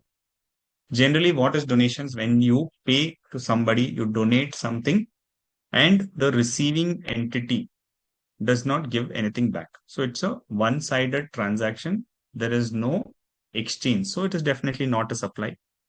But however, there could be some transactions where there exists a quid pro quo, which is you give donation and the entity, generally a NGO, has an obligation on the part of the recipient. That is, the NGO has the obligation to do something.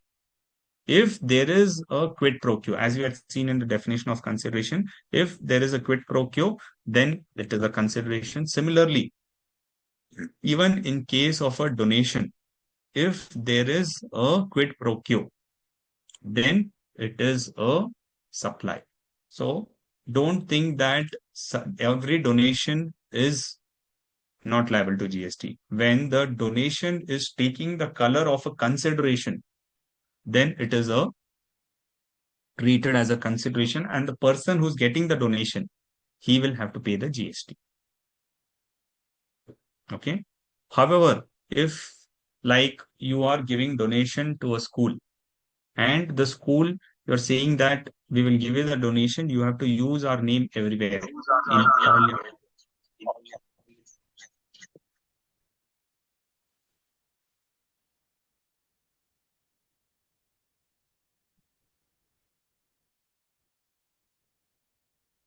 Okay. So when you give donation and the other person says that you have to oblige, saying that you have to market my name everywhere. In such situation, what will happen? You have a quid pro quo. If you have a quid pro quo, that he has to do something in return.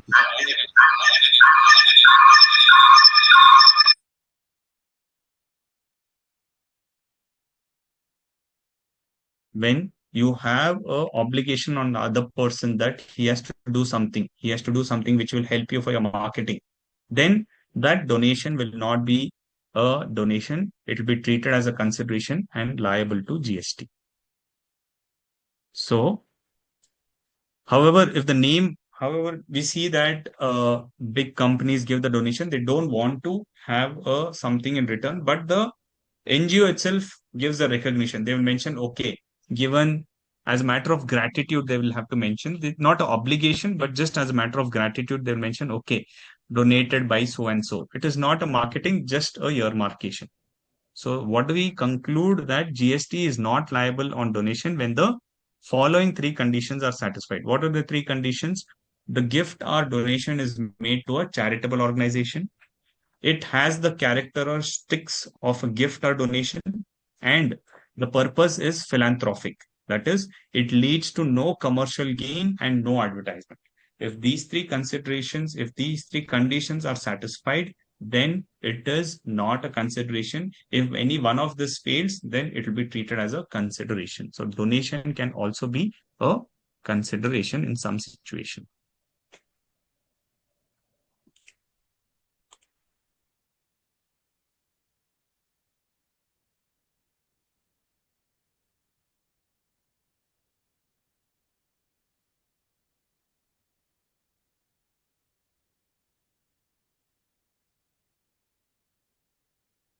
Some more clarification with respect to consideration artworks.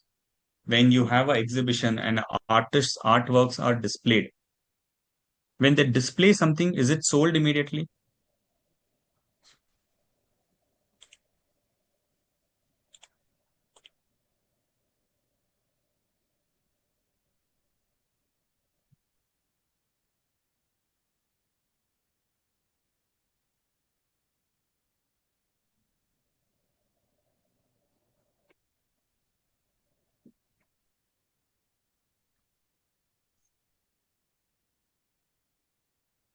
It is not sold immediately, right? So when a artist's artwork is displayed,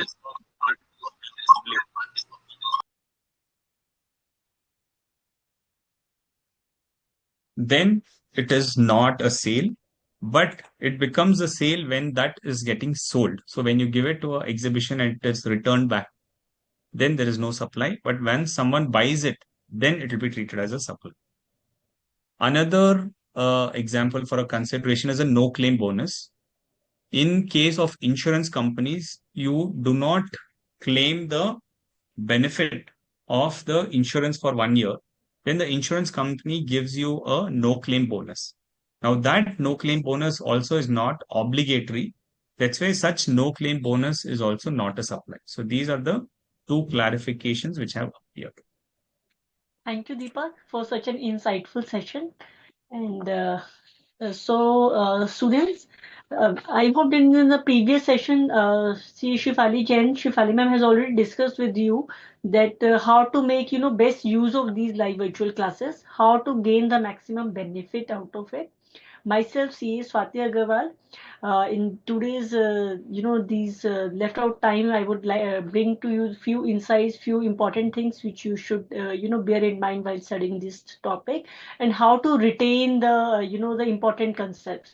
Since the LVC classes have just yet started, so I feel that this is the right time when you should know the important techniques for memorizing for retention purpose, because if you will learn at this point of time, it will help you in the long run. It will help you while preparing for this paper, for others paper, and it will definitely help you in scoring good marks. So in previous session, as we have discussed how to make best use of these live virtual classes, the world, let me just brush up your those topics which we have discussed. First of all, it is important to know about regarding your syllabus, and how much is the expected level of knowledge. Then the relevant applicable finance act and notification in circulars. Since GST law is a very dynamic law, as we all are aware, it is basically a rule-based legislation. Amendments are extensively issued. Extensive number of amendments are issued throughout the year. So it is important for the students to know the cutoff date of the amendments which is applicable for your respective examination. Then, let me apprise you that for September 2025 examination, we have got a lot of queries from students, like which edition of study material is applicable for September 25 and January 26 examination. So, the October 2024. Let me repeat, October 2024 edition is the relevant edition for May 25, September 25, and January 2026 examination. This study material is updated till 31st October 2024. So all the students who are appearing for May 2025, they just have to read the study material. It is already amended up to 31st October, the cutoff date which is applicable for May 25. So they need not refer any statutory updates. For September 2025 examination, the cutoff date is 6 months prior to the date of examination. So for September 2025 examination, the cutoff date applicable for you is end of Feb 2025 exam, end of Feb 2025.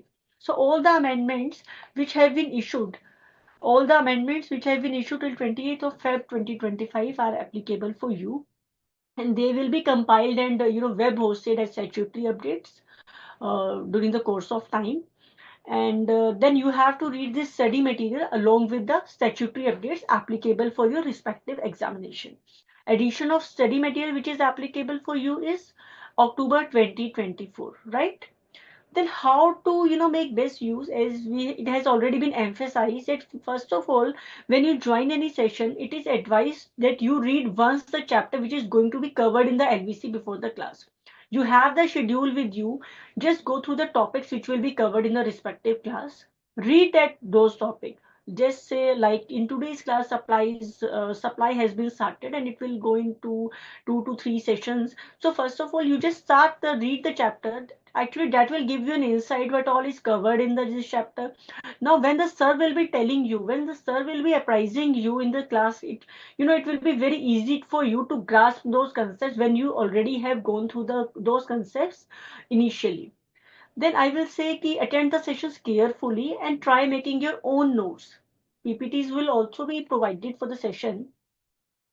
Now let me tell you the significance of the chapter supply.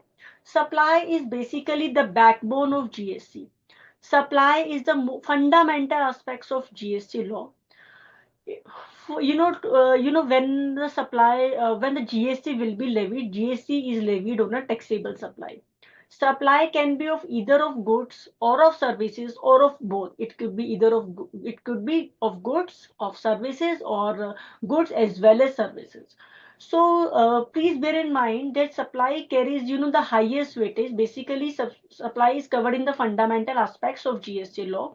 And when we say the fundamental aspects of GST law, all the fundamental aspects of GST law, they all together carry the highest weightage. When we say about the section and scale wise weightage, when we talk about the section wise weightage, the levy and collection of GST, charge of GST, including reverse charge, exemptions, composition, place, time, value, and ITC, they taken together, they carry the highest weightage of 50% to 80% of the marks.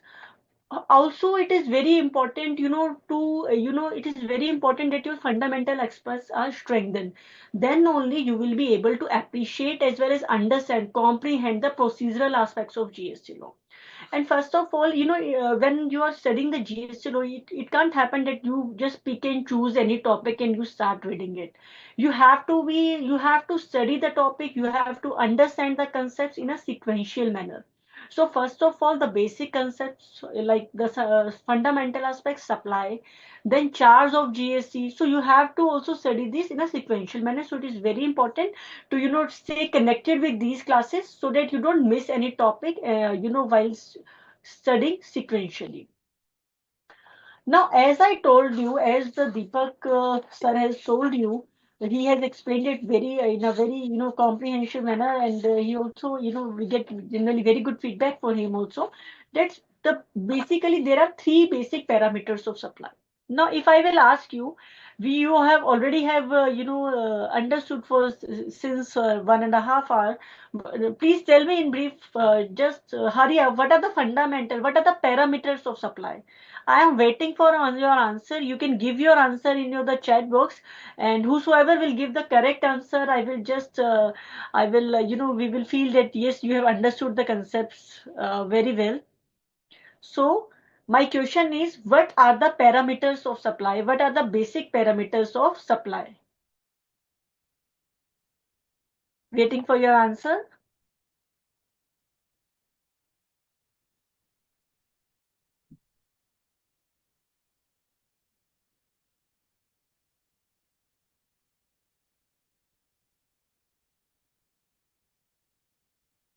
You may write in the chat boxes.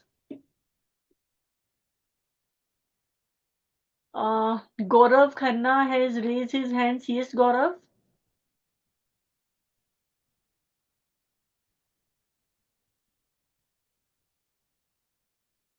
Yes, Gaurav. What are the parameters of supply?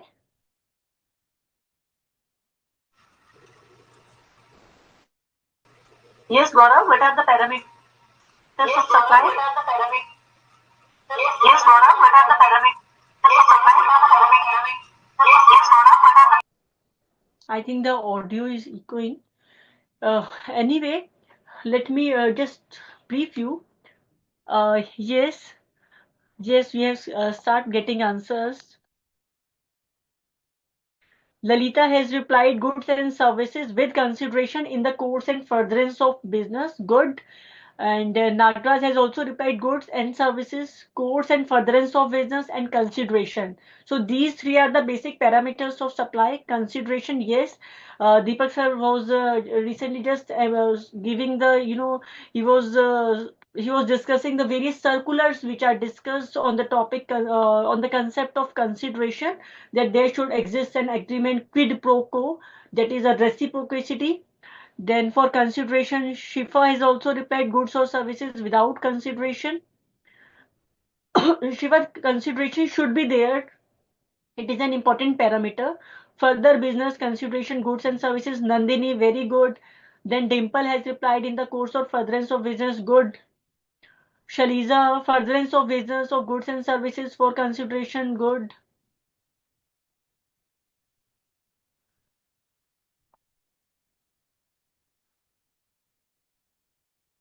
So I'm happy to see that I think that most of the students have already understood the right concept, that yes, either there should be goods or services, then supply should be made in the course or furtherance of business, and there should be an element of consideration present whenever we say that it is a supply.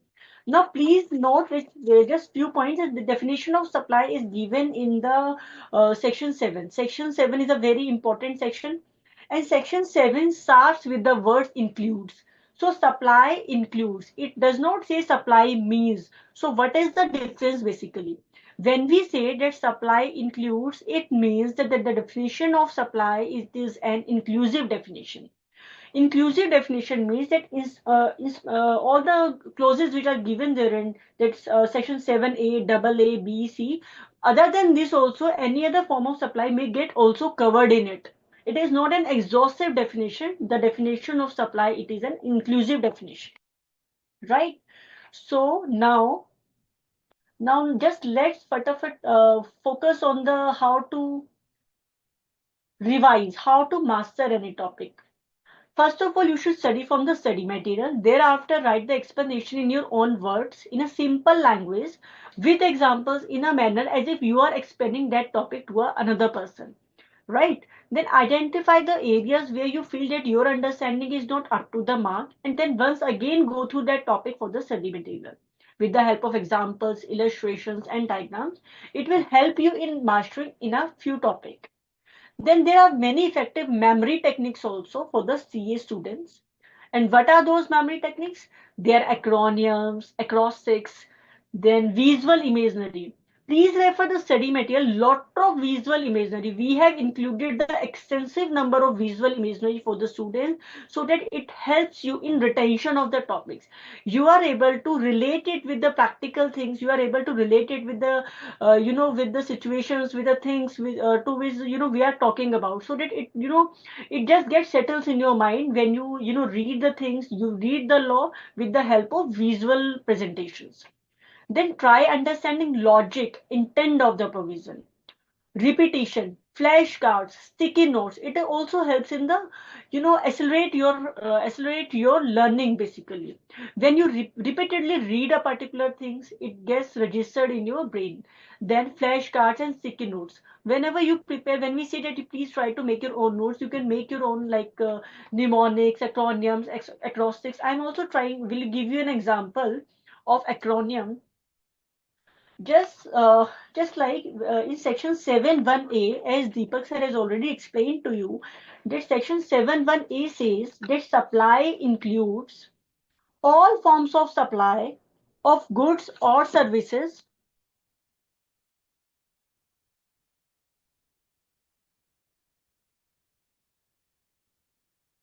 Supply includes all forms of goods or services or both, right? Such as sale, transfer, barter, exchange, license, rental, lease, or transfer, made or agreed to be made for a consideration by a person in the course or furtherance of business. Now you will say, ma'am, there are so many elements of supply. How will we remember the all of them? Like disposal, sale, license, rental, barter, exchange, lease, transfer. So how you can retain it? Just see, we have tried to make an acronym for you. It is DSLR belt of GS for C and B. Now, how you will retain it is DSLR belt. Now, DSLR belt stands for D, disposal, S, sale, L, license, R, rental. DSLR, disposal, sale, license, and rental. Then belt, barter, exchange, lease, and transfer. Barter, exchange, lease, and transfer. Of GS, GS, goods or services. For C and B.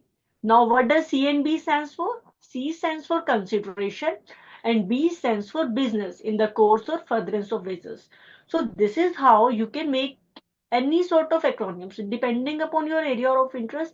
It is not important that you make DSLR belt. You can also make any other acronym. This is a just a variant of acronyms. This is like how you can form an acronym, how it will help you in retention when there are so many points involved, right? You can make any other also depending upon your area of interest. Now let's revise faster. DSLR belt of G is for C and B, C and B consideration, B is for business, and G is goods, services. DSLR belt disposal, sale, license, rental, belt, barter, exchange, lease, and transfer. So I hope that you like it. Then let me give you another example. Like as we have discussed in, when we were going through the chapter 1, GST, basically an introduction of GST, it says supplies on which tax would be levied with effect from a notified date. Now, there are basically five supplies on which tax would be levied with effect from a notified date. These are aviation turbine fuel, high-speed diesel, natural gas, petroleum crude, and motor spirit. Now, how can you retain all this? We have made acronyms like FD of GPS. So FD means fuel and diesel, of GPS, gas, petroleum, and motor spirit, right? Now these are basically acronyms. Now let's go through the what is basically acrostics. Acrostics is when we, basically when we pick the key word from a particular sentence and combine the few keywords, it is known as acrostics. We will go through when we, reading this chapter supply under GST. Further, we will study the schedule 1 also. As we talk about, we have just discussed that there are three parameters of supply. Supply should be of goods, services for a consideration in the course of furtherance of business. Now, as Deepak sir will explain you in the another class, in the further class, the schedule one. Now we know that to be considered as a supply, presence of consideration is important. But what does schedule one says? It says activities without consideration, they shall be treated as a deemed supply, right? So basically, even if the consideration is not present in the activities which are given in schedule one, they shall be treated as a deemed supply, right? And it covers basically four entries, four para. First, permanent transfer or disposal of business assets where input tax credit has been availed on such assets. Then supply of goods or services or both between related persons or between distinct persons. Supply of goods by a principal to his agent or by an agent to his principal on behalf of principal. Import of services by a person from a related person, any establishment outside India. Now, the keywords are permanent transfer between related persons, by a principal to an agent, and import of services. In these four activities, even if consideration is not present, it will be treated as a deemed supply. So the acrostics which we have prepared for you is permanent transfer between related or distinct persons by principal to agent for import of services. Now, if you will just remember this statement, permanent transfer between related persons by principal to agent for import of services, all the four key activities which are considered as deemed supply, you will never forget. Right. So these are the brief examples of these acronyms and acrostics. You can make any number of acronyms and acrostics depending upon your area of interest, or they may differ from person to person. There is no set that, for these schedule one also only this acrostics will apply. You can make any other acrostics as well. But yes, it helps you in recalling what all is involved, what all entries are covered in schedule one. Right. So I hope that the reason behind why I have took these memory techniques at this point of time is that because just now you have started your preparation. So if you are aware of these memory techniques, it will help you in the long run when your preparation has just started for this paper, for others papers, and for other topics of this paper as well. Right. So if you will just make these mnemonics, in fact, at this point of time, you have the time as well. You have plenty of time to make this, and when you will read and revise them again and again, you basically it will help you in retention. Your all your understanding, your knowledge will just get very it will get just polished when you would have revised it again and again. There would not be any chance of just forgetting the any of the entries or the elements which are involved in it. Similarly, you can also understand by like visual imagery, just go through the study material. Lot of visual pictorial presentations, diagrams are already included in it. Then flashcards, sticky notes. Sticky notes are the notes, when you where you write just the key points.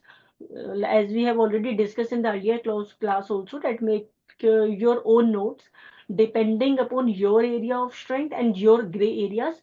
You are advised to make your own notes. So in the sticky notes, you can write the key points where you feel that this, I might forget this point. You may write on the sticky notes and add it into your study material as only. We have also, prepared the saransh for you. Saransh is also there. You may also refer the saransh, right?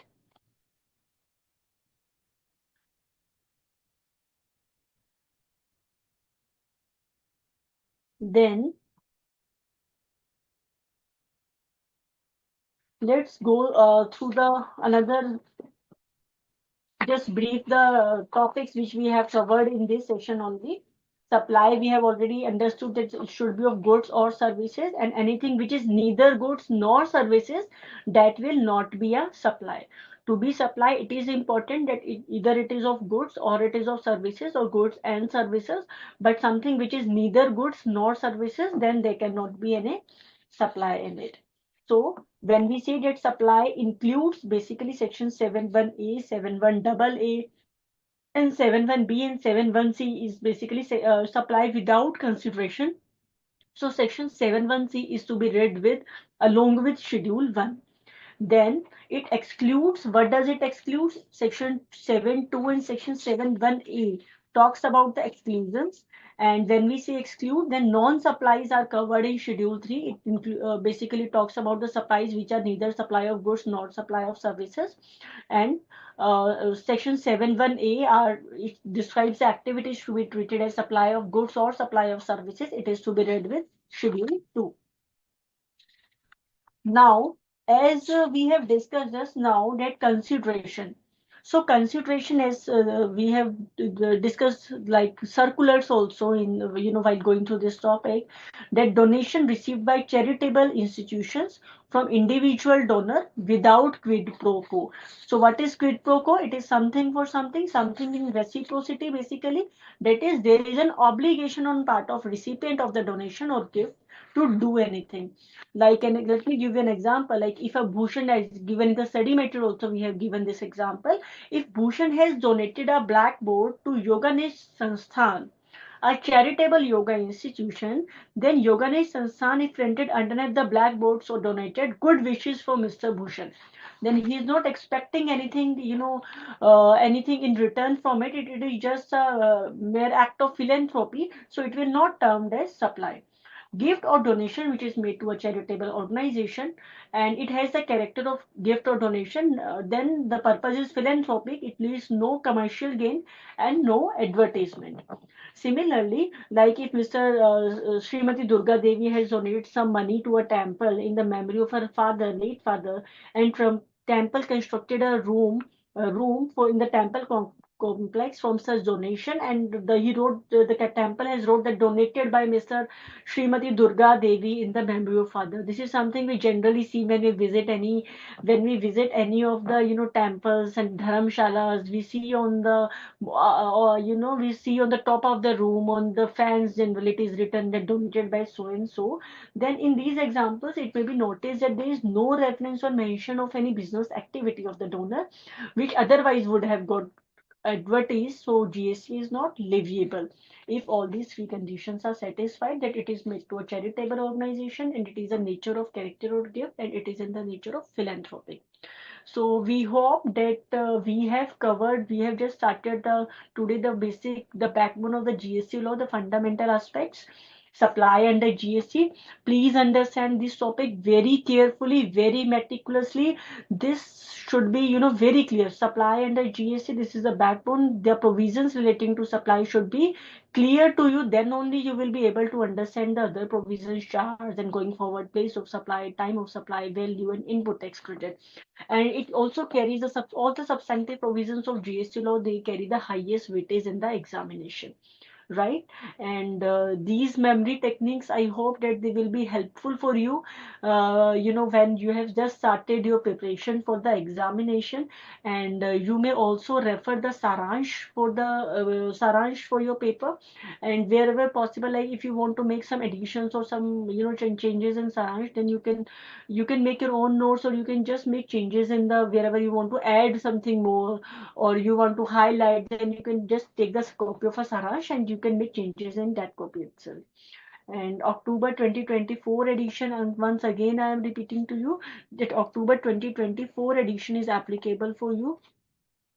Lot many queries are received from students on this point. So October 24 edition, and for September exams, amendments till 28th Feb 2025 are applicable for you. And so you have to read this study material along with the statutory updates. And so we hope, please students, just be connected and make the most effective use of these live virtual classes. And then if you have any suggestions, if you have any doubts, clarifications, if you have any queries, you can always ask from us, right? And in the next session, we will cover the topics ahead of, like, in the course of furtherance of business, as it is one of the another parameter of supply, then importation and deemed supply, the acrostics which I have shared with you, schedule 1 of GSA, that will be discussed with you in the next session. So thank you, students. Thank you.